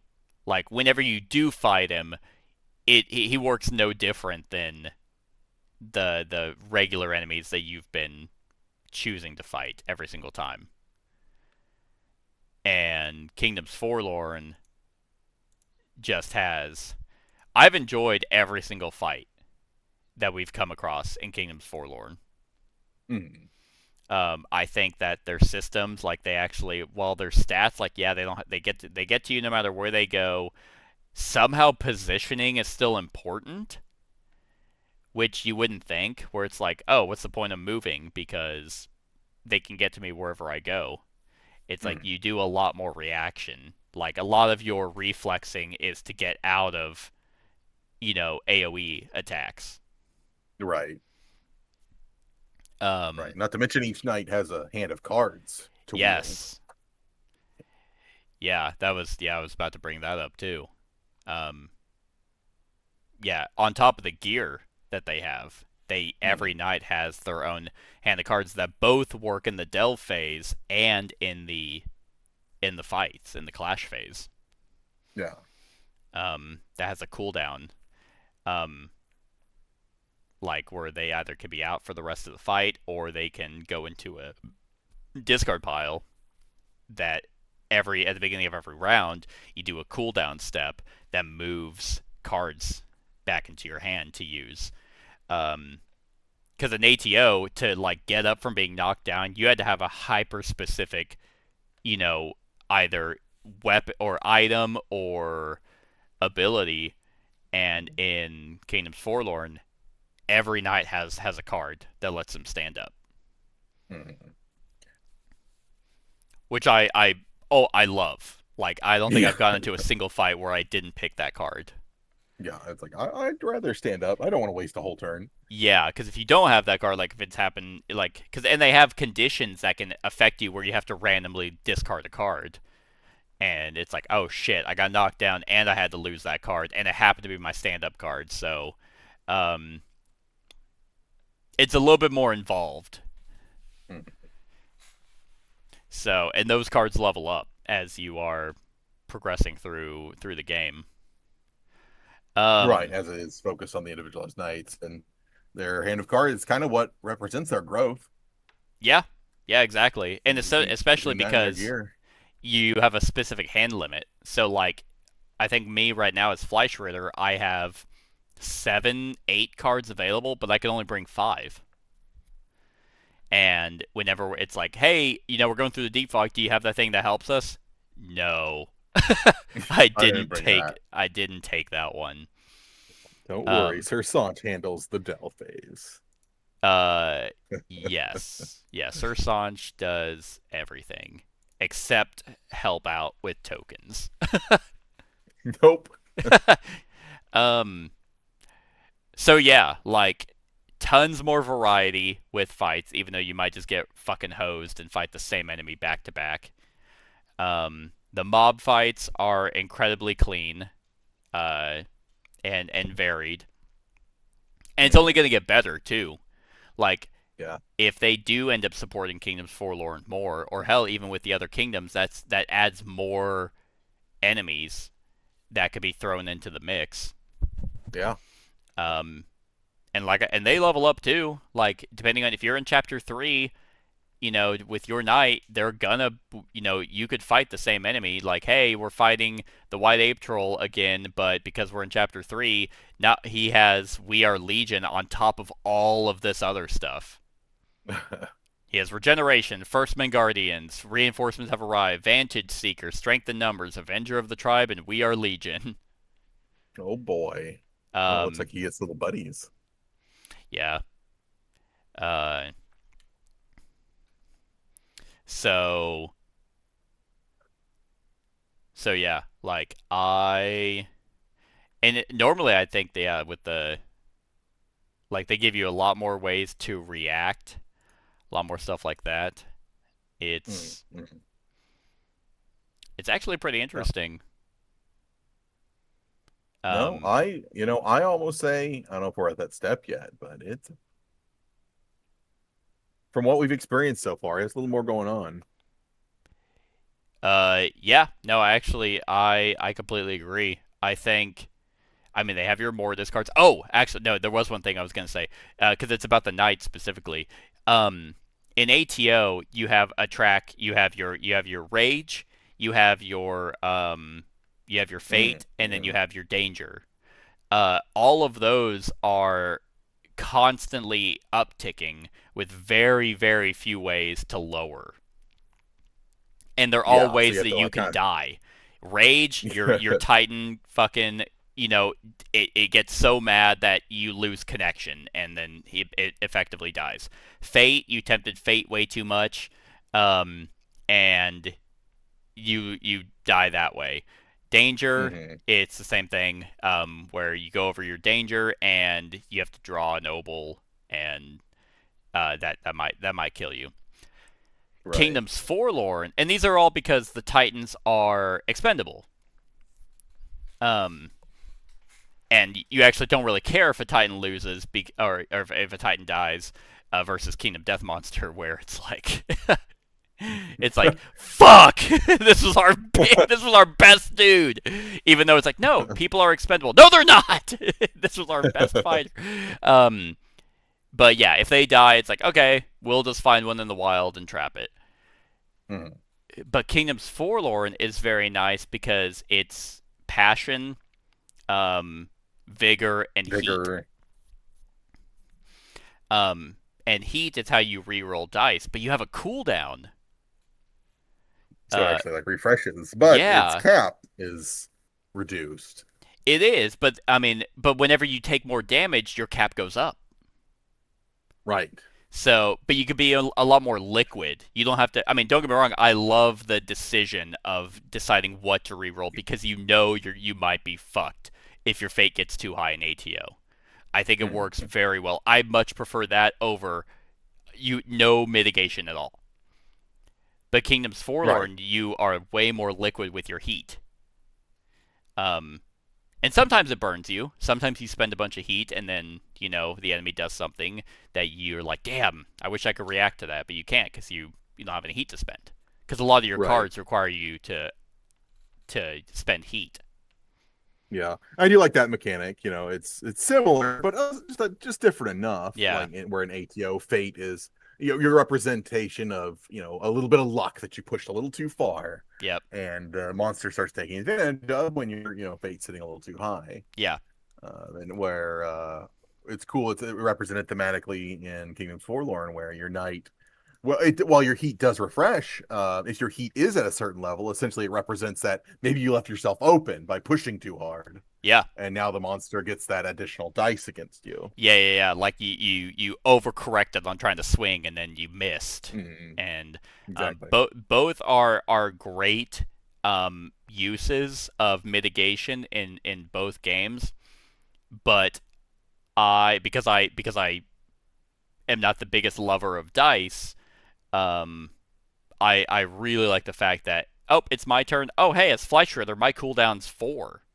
So cool. I mean, I already have no heat to spend. Actually, I can use my Fleisch tokens as heat, so I have even more um, liquidity with heat.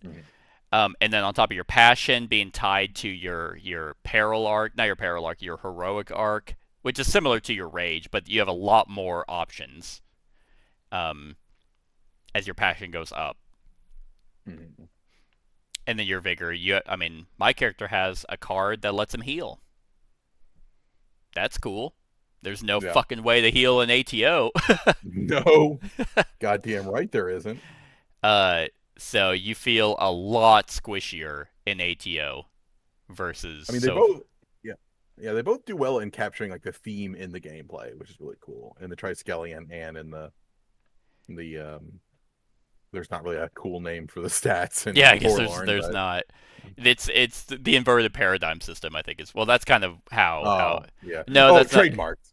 Yeah, trademark. Yeah. Don't Well, the forget inverted that. paradigm system actually, I think, is their idea of like battles don't cool down; they heat up. The monster gets Yeah. tougher, and you get tougher as you go on. But you are no longer a cannon fodder titan. You are a knight you are a named knight. Um, so I definitely want to bring that up. Dude, funny enough, I'm gonna give it to Kingdoms Forlorn. I think I am too, because I really enjoy their fights. I mean, it sucks that we keep getting the same fucking enemies, Yeah. but I mean, when they are new, I mean, or at like different tiers, they are fun. Yeah. I have a blast with them, and it's like I feel like my knight. I'm not just some titan. But yeah, no, Yeah. And I too will give it to Forlorn on this. yeah. And I will say the other thing is it's a lot easier to set up. There is like Yes. 4 terrain types in Kingdoms Forlorn. ATO has a ton of different terrain. So yeah, I guess you have a better and more curated fight in this and in the next category, which we'll hop onto. These will kind of dictate your builds versus like Kingdoms Forlorn, where you might have a build that is atrocious against a specific type. Um, and that's just the way it is because of the variety. But yeah, you can also easily get hosed by having to fight the same enemy back to back in the same tier, and it's like, aw, I want to fight something new. Right. Mm-hmm. Okay, last but not least, character progression. We had been kind of hinting a little bit about loot and um, and how your character upgrades over the course of a campaign. And this is actually going to be very interesting. because Devin kind of talked about a little bit about it with the weapons and stuff. I think I will go ahead and say this. I don't know if you agree with me. I don't think either is perfect. None of them are going to be no campaign, no game is going to be as good for character builds as Madara.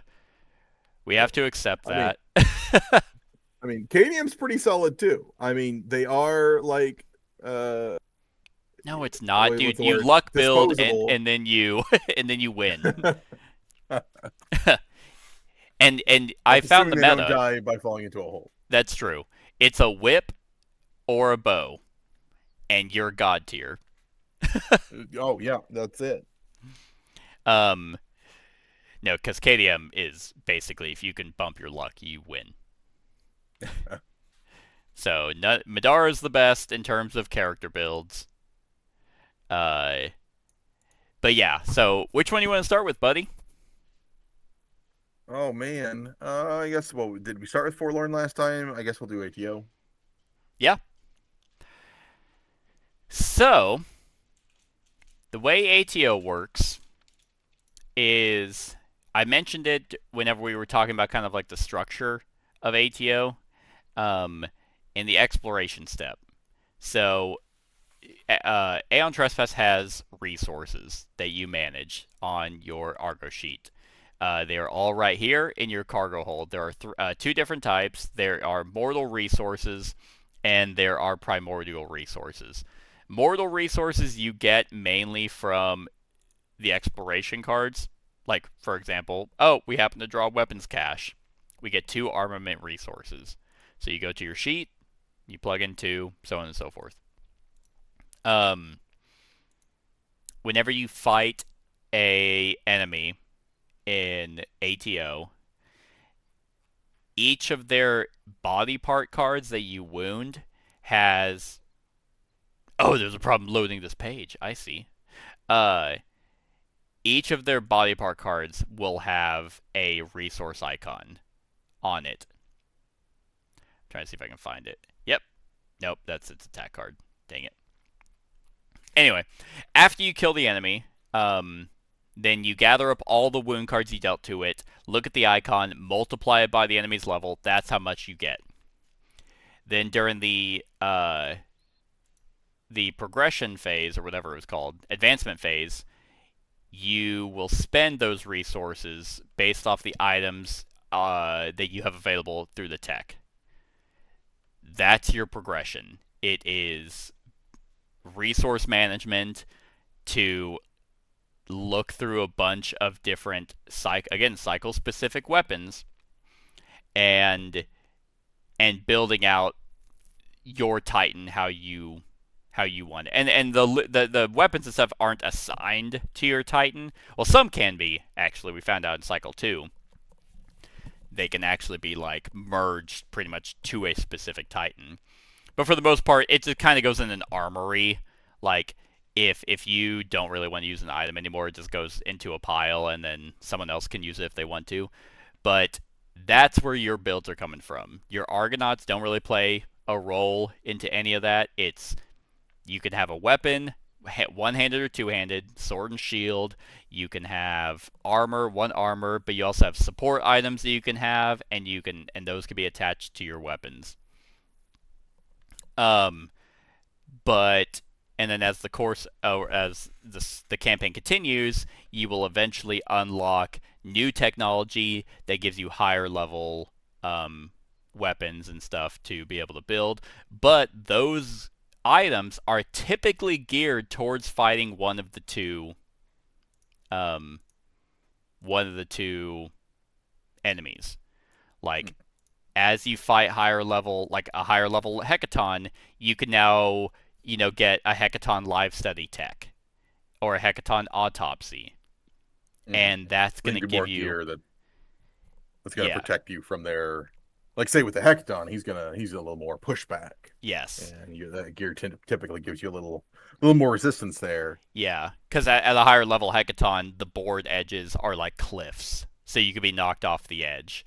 And yeah, like Devin said, a lot of the gear that you get prevents knockback. And then the Labyrinthoros, he pops down labyrinth tiles, and it gives you access to, managing those.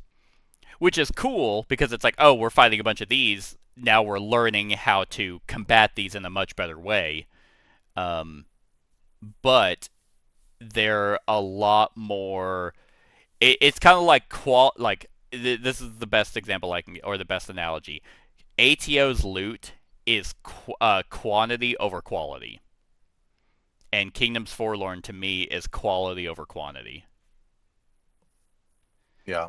Now, one thing that I do think ATO has that Kingdoms Forlorn definitely doesn't is the option of critical hit rewards. Like, if you actually get critically wounded, you could, like, pop off an armor plating of something, and it's like, get this item, this secret item. And I find that much more rewarding. Or when you beat the final boss a little earlier than anticipated, or wound him to a certain degree. Yes.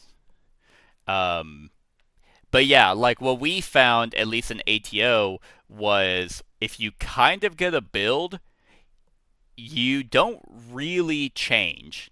For a while, at least. I feel like we changed a little bit more in Cycle 1, but in Cycle 2, we were gifted gear that was, like, good for a long time. Yeah, like at the very beginning. It lasts us, like, a solid half of the campaign. Yeah, exactly. And so yeah, it's interesting, because the reason why I say none of it's perfect is because whenever you're looking at all of the items and stuff, you look at it and you're like, oh, this isn't really going to work for my build. I'm not really incentivized to change.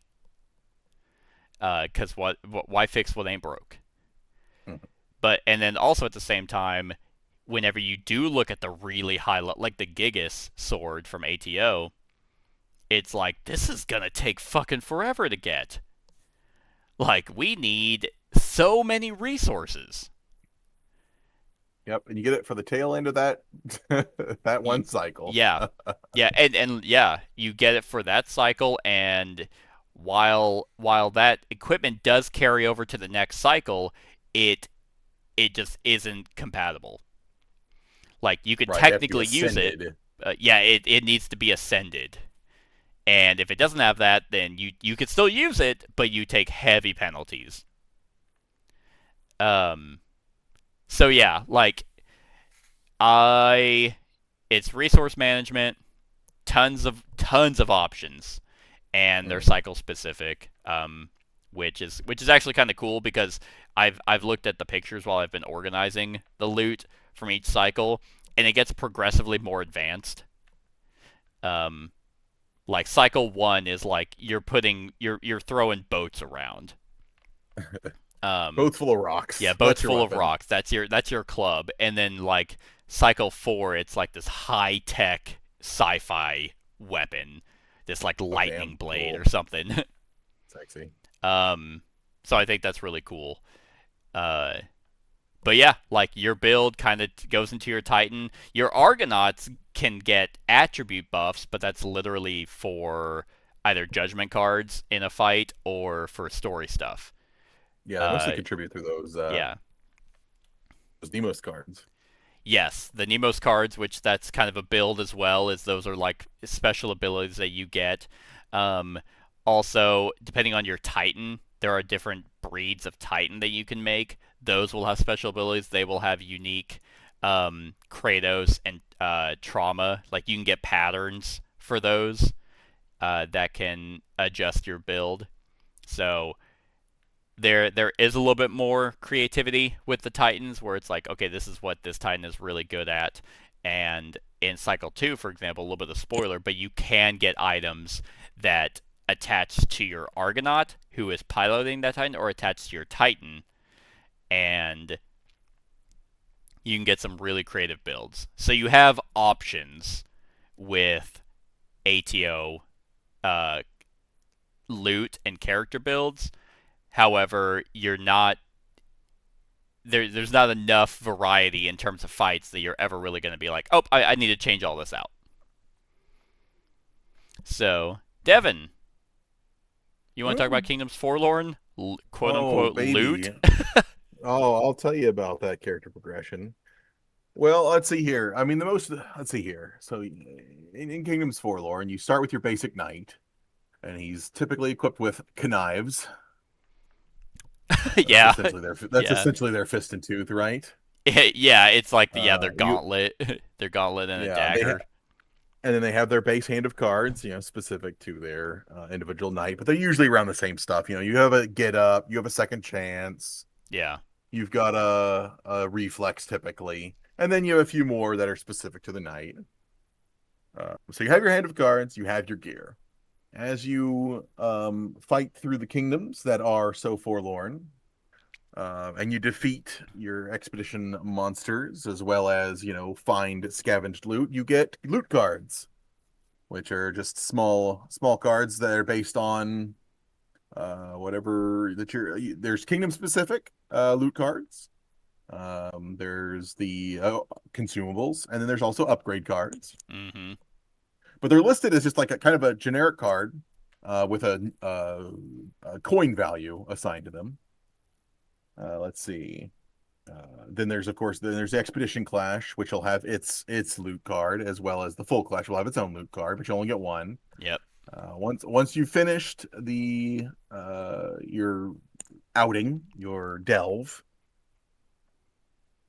you pick a single. This is assuming you have 4 players at the table. A single loot card, and that's going to be transformed into an actual lootable item. So say I chose. So we were fighting the expedition monster. I was like, oh, they're armored foes, and I need a little bit more armor. I'll choose their card. So then you get to pick from their from all their cards at that tier that you're currently playing at, being vassal, king, or devil, so to speak. From there, what we have learned is it's a little disappointing in the number. Typically, it's like 2 cards. Yeah. 2 or 3 at best. Yeah. Which is unfortunate. For all 5 of these categories. And this is also for like a 6-hour endeavor. Yeah. So you get your 1 loot card. Now, if you're playing with the what do you call them, the squires? Yeah. It gives you like an extra loot card, so you get to progress gear wise a little faster. But other methods of gaining gear is you might have specific named gear tied to your knight that you can unlock through their investigations. Yeah. Or you can upgrade your hand of cards through also their investigations. So yeah, that's I mean the kind of the gist of it. Pretty much. You get some gold. You have the merchant deck. Let's not forget that, where you're gonna have your baseline gear that you're going to have for your tier. I think it's the same. I think it's like 6 in the merchant deck. It's 6 cards per tier. 6 cards per tier. And it's actually, gotcha. But there's 2 of each. So there's 6 cards, but there's only 3 different items. There's only 3? I mean, yes. Usually it's like a couple. No, it's like mob tier was like 2 boots, 2 maps, and then 2 torches or something. I think that was the Principality of Stone gear, is what you're thinking of. I mean, I could pull it out, but I'm pretty sure that was mob tier merchant. Okay, because I know there's the broken sword. There was I think there was a spear. There may not have been a spear, but anyway. Oh, maybe you are right. Yeah, but either way, it's like the Expedition Clash, for example. If your mob tier for an enemy is 2 cards. Yeah. Full Clash, same thing, 2 cards. So, but I mean, it's 2 cards per enemy. So as we went over in the content and the battles and all that, there's a ton of different enemies. But right. After but they you have fight a very, them, go ahead. Yeah, they have like I said, a small number of items to choose from. I mean, essentially they have. I mean, if you think of items that they have available per tier, I mean, yeah, they have 10, assuming. Yeah. Yeah, mob, vassal, king, dragon, and devil. Yeah, they have 10 cards. Right. Per enemy. I mean, Yeah, and it's like as your night story progresses, they'll unlock new titles, within their titles, it upgrades their trauma, not their trauma, but their heroic arc and their Yeah. peril arcs. Yeah, and It is also upgrading your hand of cards. yep, and also your knight's special ability. That's right. We do have static unique abilities. I forgot Yeah. about that. Yeah, like I have Little Sir, and then you have your Flesh tokens. Yep. Yeah. Mhm. Um, So but I will say though, like a mob tier item like Sir Sanches or even Stoneface's, because I never went and investigated for my mob tier sword. Um, but it's like a novel of text on those cards. Like your mob tier sword would be like an ATO. That's like the equivalent of the Gigas that we got on day 60. oh, for sure. Like, very potent. And that's mob tier. That's like tutorial beginning of the campaign. So it's like it's already incredibly good, right off rip, and it just gets better, um, as as the tiers go on. But the reason why I think that this is also not perfect is because once you fight an enemy, it's like, well, we see everything they have to offer. And then if you fight that same enemy again, it feels kind of pointless.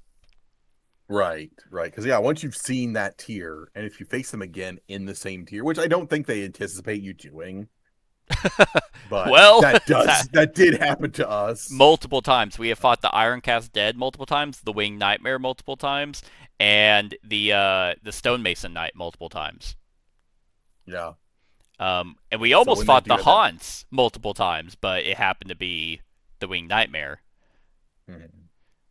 So yeah, you have a lot of variety of enemies with their loot, but like because of the scavenge system, you scavenge all the time. Mhm. So your loot deck is pretty much the entire deck, and it's Right. like, I mean, yeah, you only get to pick one of them, but like once you see the kingdom gear, like for the Sunken Kingdom, whenever we looked at it, it's like, okay, this all sucks. Mhm. And you just, again, you have to wait. You have to wait until your next tier to see anything new. Yeah, it's like every outing, every delve, you can essentially anticipate one new gear card, Yeah. possibly two if you were going on an investigation for a gear card. Yes. The rest is just it's turned into gold, Yep. and you could turn that in for possibly merchant gear or upgrading a merchant gear, which you can upgrade, which is nice. Yep. Or use it to hire mercenaries. Mm-hmm. Which are like Um, one-time buffs, yeah, like they have one-time, they have two-time a buffs. yeah, they have a delve phase and a clash phase, or a delve ability and a clash ability. Right. So So kind of like the gold in Kingdoms Forlorn feels like it's like the resources. It's the only resource that mhm. you don't even really have to manage, but like things get more expensive the higher tiers. Right. Because like in ATO, you craft. You're gathering resources and you have to manage them and you have Yes. to decide what you want to create. You Yep. have, I mean, I've had complaints of ATO in that, it's very segmented when you get your gear, that you have these complex trees you have to follow to get to the bullshit you want. Yep. So I was originally, I was all for Forlorn with no crafting, and it's all loot. We love loot. I've played plenty of Dungeon Delver video game in my day, and it's like, oh, loot, more stuff. Yep. I've played Diablo. You're constantly looting, and bullshit's coming out like crazy. Yeah. Unfortunately, this is a very slow board game. And you get one fucking loot, and then when the pool is not exciting, it's just, I don't know how they made looting unexciting, but they did. Yeah. Like it is cool to get like get a nice. I don't know. I would just want more. I guess I want more to pick from. Yeah. Like yeah. even if I am still just getting one item, I just want more to pick from. I guess is that valid? Oh no, Or 100%. That's the issue. I mean, that's what I'm saying is Kingdoms Forlorn is quality over quantity. Like you have such little options to choose from, but technically, if we're doing a one-to-one comparison, the gear in Kingdoms Forlorn is better. Hmm. Like I said, the best weapon that we've got, uh, in cycle one of ATO was the Gigas, and that took all of our resources almost till the end of cycle one to get, and Hmm. we had to unlock all the tech to get to a weapon like that. Right. Your first investigation in mob tier for your knight's sword is better than that. Or maybe not better, but is of the It was equivalent of a that. it was a very quality weapon. Yeah. Yeah, and that's mob tier out of 5 different tiers. But the problem is, at the same time, kind of like what we were saying with the Gigas not being ascended to go to cycle 2, so it's not really good.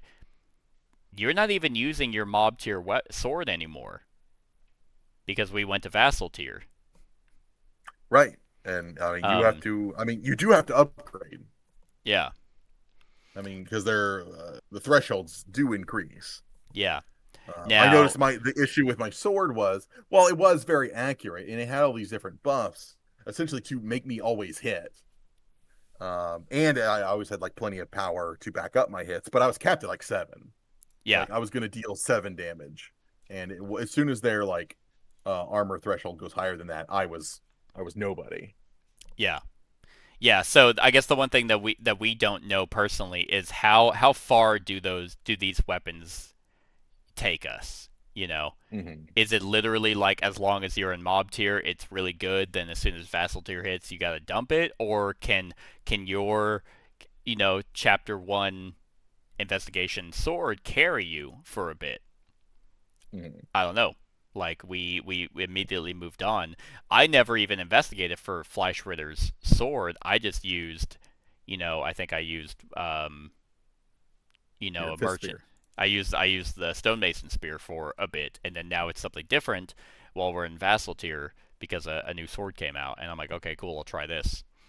Um, but they're all viable. They're all really good weapons, but like there's something to be said about working towards a weapon that feels badass versus it being gifted to you and Yeah. handed to you. And because I know Hmm. while you hated the tech tree in ATO, and you were like, well, we never really changed our loadout, so like, yeah, you have all those options. It's like the fact that we can, though. The Yeah. fact that like we have all those options of weapons and armor and support and all that stuff to be able to do a different build, um, versus looking at everything Kingdoms Forlorn has to offer and being like, well, we can't even really change our build because there's nothing to change it to. You do one Yeah. one expedition into the Sunken Kingdom, scavenge 30 times because it just fucking throws out that scavenge keyword. You've seen all the kingdom gear, you've seen all the upgrades, you've seen all the consumables, you've seen all the expedition, and you've seen all the full clash, and you're like, okay, well, I didn't like any of that. I guess I'll wait another 3 sessions to go to the next tier and hope that stuff's good.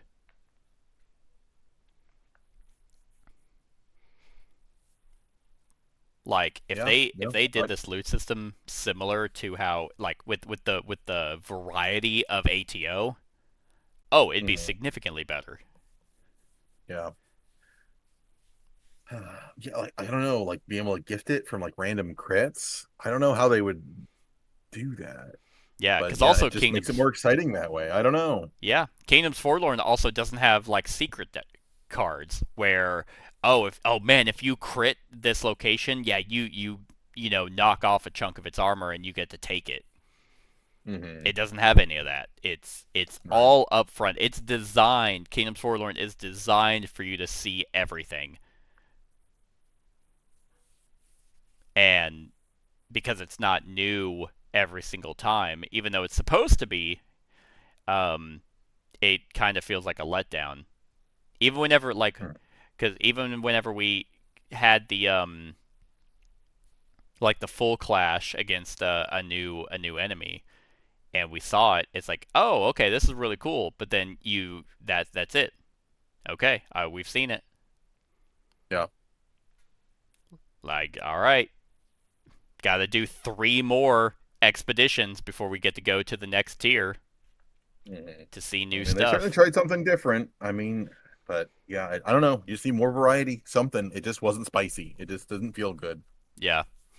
So I guess it I'm boils not, down we're to not excited about the loot cards. It's just you're getting something. You're getting a new item every outing, and that's your lot.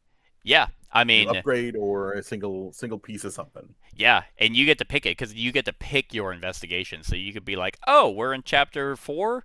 Okay, I want to go after this helmet. I want to go after Fleisch Ritter's helmet. And wow, I collected 3 tokens. Got it. Mm-hmm. I mean, maybe this is a lesson where it's like, hey, Devin, I could give you this, but wouldn't you feel better if you earned it?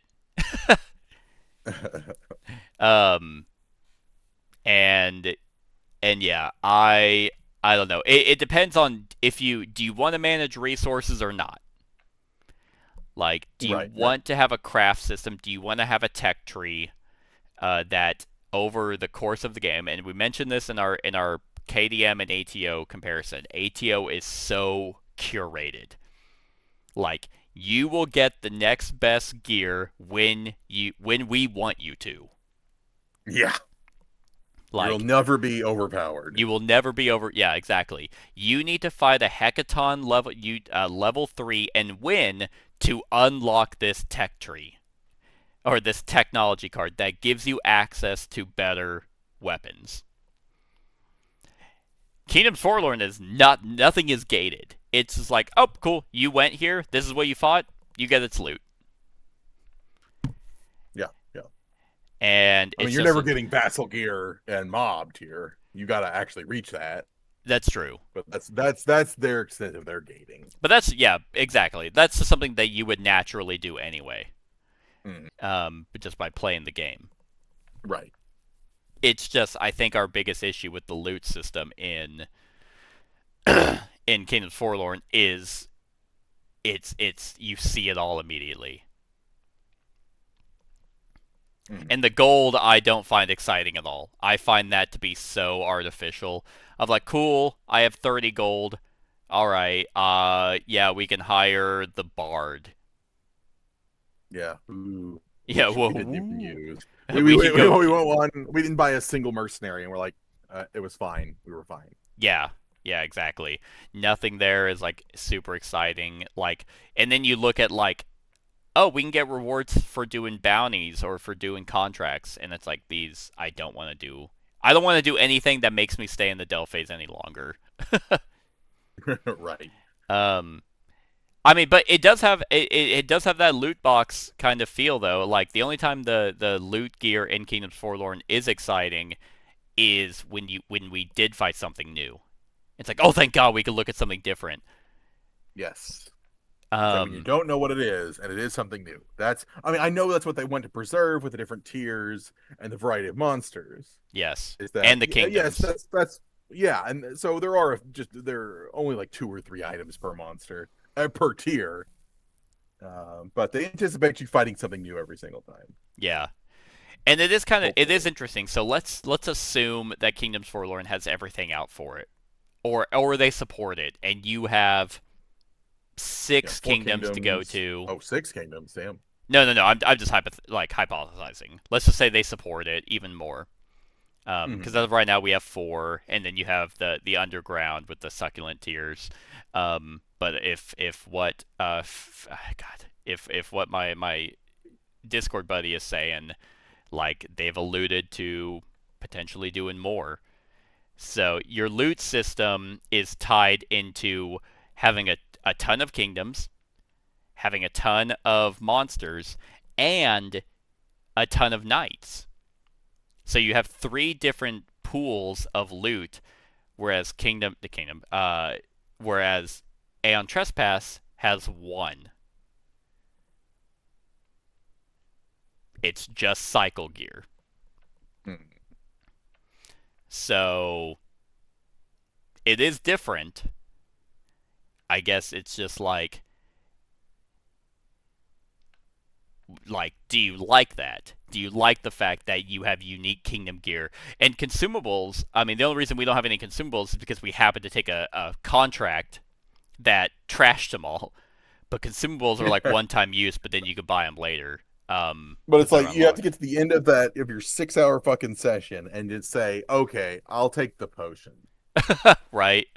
It's like I don't want the Yeah. monster gear. Um, yeah, pretty much. Yeah, you have to look at the loot deck and then pick which one you want, and then um, but then there's also the upgrades that you can attach to your different weapons, um, that are And those really are good. cool. Like it's like, hey, my weapon it cannot be voluntarily discarded from me. Like I have a sandpaper grip, it's not getting knocked out of my hand. Right. Um, Or my banner, and I can motivate everyone around the board. yeah, I mean, or your sling that has like 4 shots that you roll a shit ton of dice to crack someone in the skull with. It's like, and it sucks because the loot is cool, like, but it's just there's so little of it, but they pull it from 4 different areas, so it's like, would you rather Kingdoms Forlorn loot and build just be one big pool like it is an ATO, and then you could just pick from any of that, or do you like the fact that your knight can, I can never get your weapon. I can never get anything like your weapon. And that's what differentiates us, which ties all the way back to the framework of Kingdoms Forlorn is it is individualistic knights who can have individual like different card builds, different item builds, and then the modularity of the various kingdoms and enemies determine your loot and your character build. Yeah, And then we it's just came just from the scavenge just doesn't feel good. yeah. And until they fix that, I have to give it to ATO, honestly. That's surprising. It's just, I'm also it's giving just, it to ATO, but oh well, I mean, I think we knew we knew our answer on this one because we have had this. It's just not satisfying. It's like yeah, the more I don't know. it's because everything. Like even when you know you're getting something new, it's like you get one card. I don't know, and then like you said, the gold doesn't feel good. Yeah, I think It's it's like I also do like growing because the night. yeah. Go ahead. I was gonna say I think it's because everything you do is it scavenge 1, scavenge 3, and it's like, okay, well, what's the point? Like, Yeah, okay, I mean, which it's would it feel better if it was just like here, have 3 gold? I think it'd be better if there was a loot deck, like a big loot deck, and it was random Yeah, instead of you just picking it up and it's like, what do we find? How much kingdom gear do we want? What's the point? Why is there a scavenge 3 option and we pick 3 consumables and it's like we know exactly what we're getting. yeah, I think it's because the overall flow of Kingdoms Forlorn is way too long to have that little options at the end of it. yeah. I mean, 6 hours. I'd want a little more. Yeah. Or better yet, the way Madara does it. Yeah, you draw from a loot deck that gives you money, and then you go and it's like, hey, here's kind of like the way the contracts are, where it's like, hey, we can only take one of these contracts because we're in mob tier. Mm-hmm. If it was literally like, oh, hey, we're in mob tier, here's a list of things we can buy. Yeah, How much money do we have to be able to afford it versus it being handed to us? And maybe the Expedition Clash and the Full Clash loot were actual drops. But like everything else is kind of like a list of money, and so yeah, it because kind it's of like you're always gonna. That's true. You're always gonna pick like the full Clash of the Exhibition. That's generally gonna be their best gear. So why shouldn't that just be a guaranteed drop for somebody? yeah, yeah. I mean, Yeah. and then so kind of like how ATO is with its resources that you spend to craft your gear and stuff. You don't have resources, but you have gold that you have to manage for your gear instead of it being just handed to you because you scavenged 15 cards in a run. Yeah. So yeah, I think I know we got hung up on the loot system, but like, do you like in terms of because this is called character progression? Do you prefer still the way Titans are built out, or do you like the Knights? I do.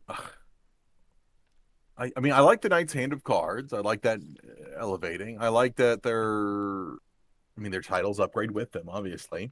Yeah.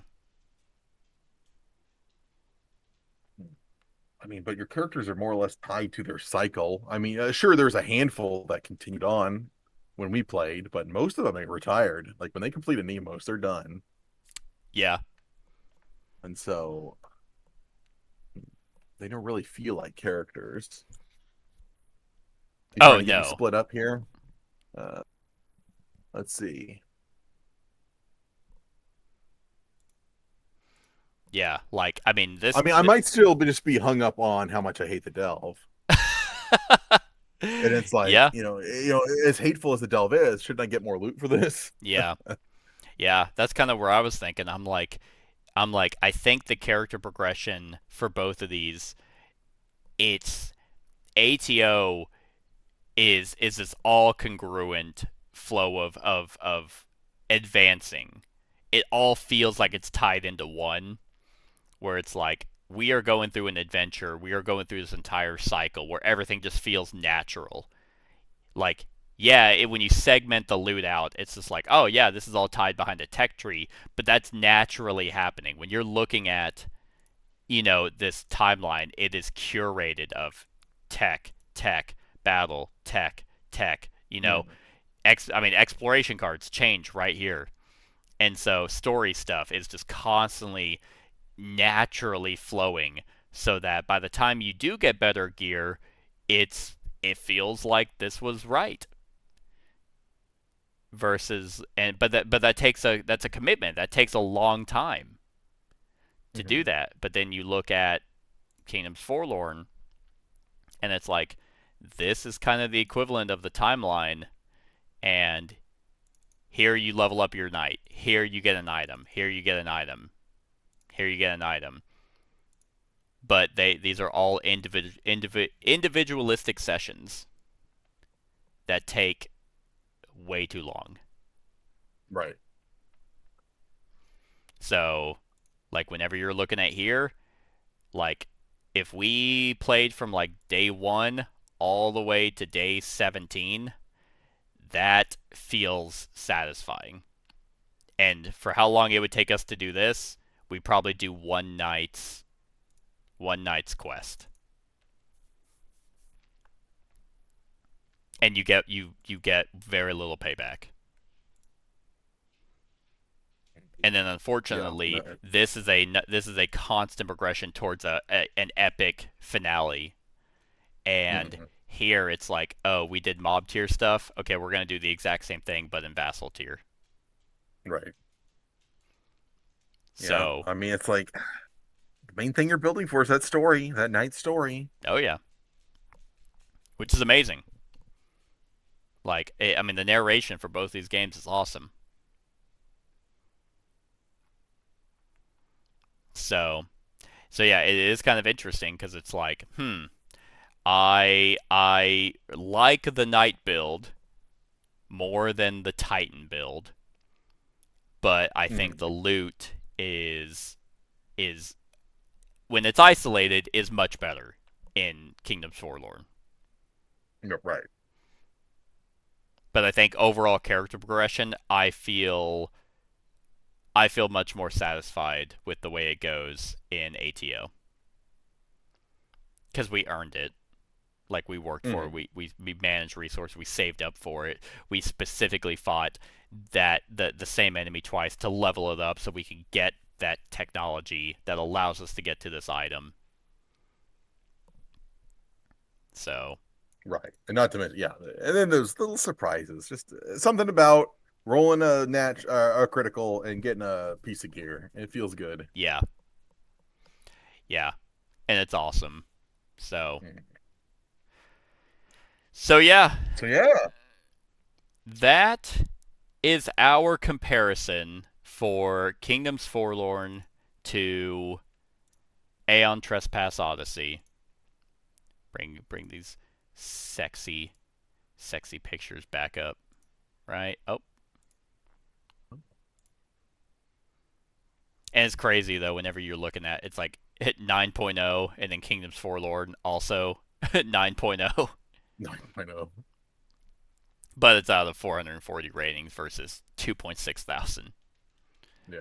So I am very curious to see where Kingdoms Forlorn lands.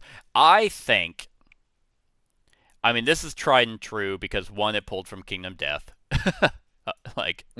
and it's also been out for 3 years. I am actually extremely curious to see what Aeon Trespass Odyssey: The 12 Sins of Heracles does because they just released like an update where they talked about how they changed it. Like what they've learned. Like I know they've streamlined it. Yeah. So is it? Are they using like? I mean, it's still the same game, right? Still the same systems. Oh, for all intents and purposes, yes. But it doesn't have like 8 steps to go through in in a round. Okay. So it's stepping away from that. So they continue that for 5 cycles, and then Heracles is a little different. Yeah, and like I'd have to read it. Their updates are so long. But like, cause someone's like, "Hey, is 12 Sins of Heracles like a sequel?" And it's like it's a prequel, sequel, and threequel or whatever bullshit they said. So yeah, I'm very curious to see how that kind of like if they took anything from Kingdoms Forlorn and was like, here's what worked in Kingdoms Forlorn, and they're gonna implement it and kind of do a merge. But I'm also extremely curious because I think all the negatives that we said about Kingdoms Forlorn, I think can be rectified with more content. Like, yeah, for sure. This game gets better if they just release Kingdom packs and Night packs. Like they have, I mean, when like these, because the game is the Knights, just like ATO's the game is the cycles. But they've designed Kingdoms Forlorn where they can release random expansions. Of here's a random kingdom box that has 1 knight in it and 1 kingdom, and they could not do that with ATO. They couldn't just be like, here's a random cycle. So I think what hurts Kingdoms Forlorn the most in this comparison pledge is we have 5 cycles of content to compare it to against 2 kingdoms, even though there are 7 knights. Those knights only go as far as the kingdoms that they go into. Exactly. So I mean, I'm so curious. We're still playing it. Yeah. But I mean, I don't hate it. It's just not ATO. It's just not the perfection that ATO is. Yeah, no. That ongoing satisfaction. Yeah. So yeah, Devin, you have anything else? No, we covered it. All 5 segments. Sweet. So if we're looking at how do I open this? There we go. So if we're looking at the thing I've been keeping track of, price and content, Kingdoms Forlorn won out for us. Story and theme, we're leaning into ATO. Framework, between like the way the cycles work versus the individualistic knights, we got ATO. Battles between boss and adversary or mobs and bosses, we actually got Kingdoms Forlorn. And character progression, we're leading ATO. Yeah. So it wasn't the sweep that we thought it was going to be. Right. When I had said that earlier, I kind of forgot about the battle. I was like, man, Forlorn does have slapping battles. Like, and it's got gear that really supports it. Yeah. So it's a good time. You have a lot you can do. Yeah, and that's the interesting thing is like if everyone was looking at this and they're like, well, geez, I get a lot of stuff. I get more stuff with Kingdoms Forlorn, and the main crux of the game which is the, the actual where all the mechanics come in. Yeah. Like, technically, Kingdoms Forlorn is better. Like, if you look at these on their own, Yeah, if they skip that fucking delve phase. it is kind of atrocious. Which I might have to see if I can find that delve free variant. I don't know where people are talking about that. Just not fun. So yeah, I hope this comparison video is very helpful for anyone who is watching. I know it was very long. These are very long, giant games. Like, ATO is a 70-page rulebook. Kingdoms Forlorn is a 100-page rulebook.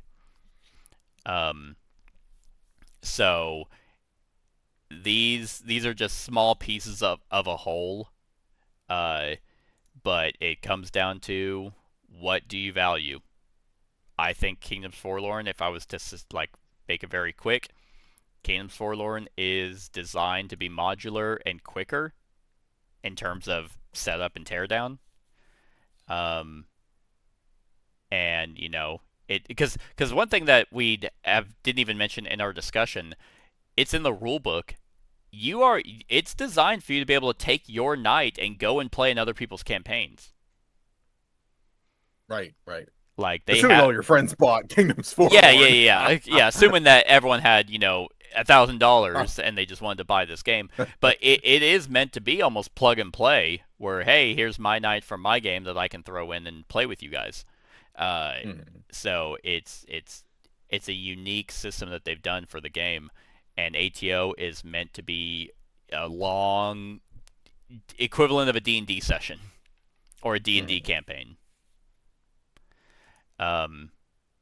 So I had fun. I think this campaign, or this comparison video, actually shed some light on both of them.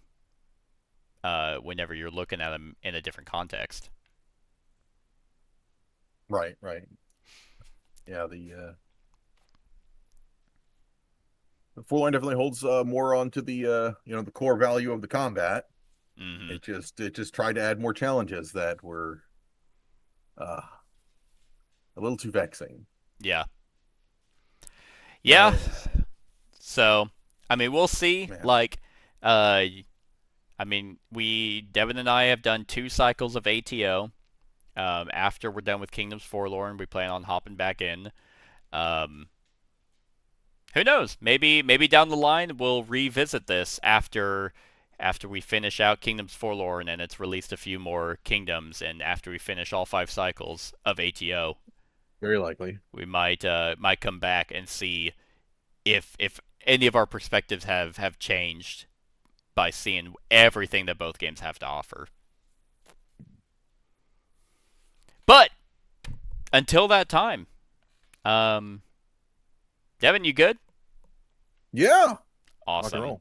Well, sweet. Well, I hope this has been helpful for everyone. I hope you enjoyed. Go watch our series for both of these games and enjoy those, and then like, comment, share, and subscribe, and have a wonderful whatever time of day it is for you.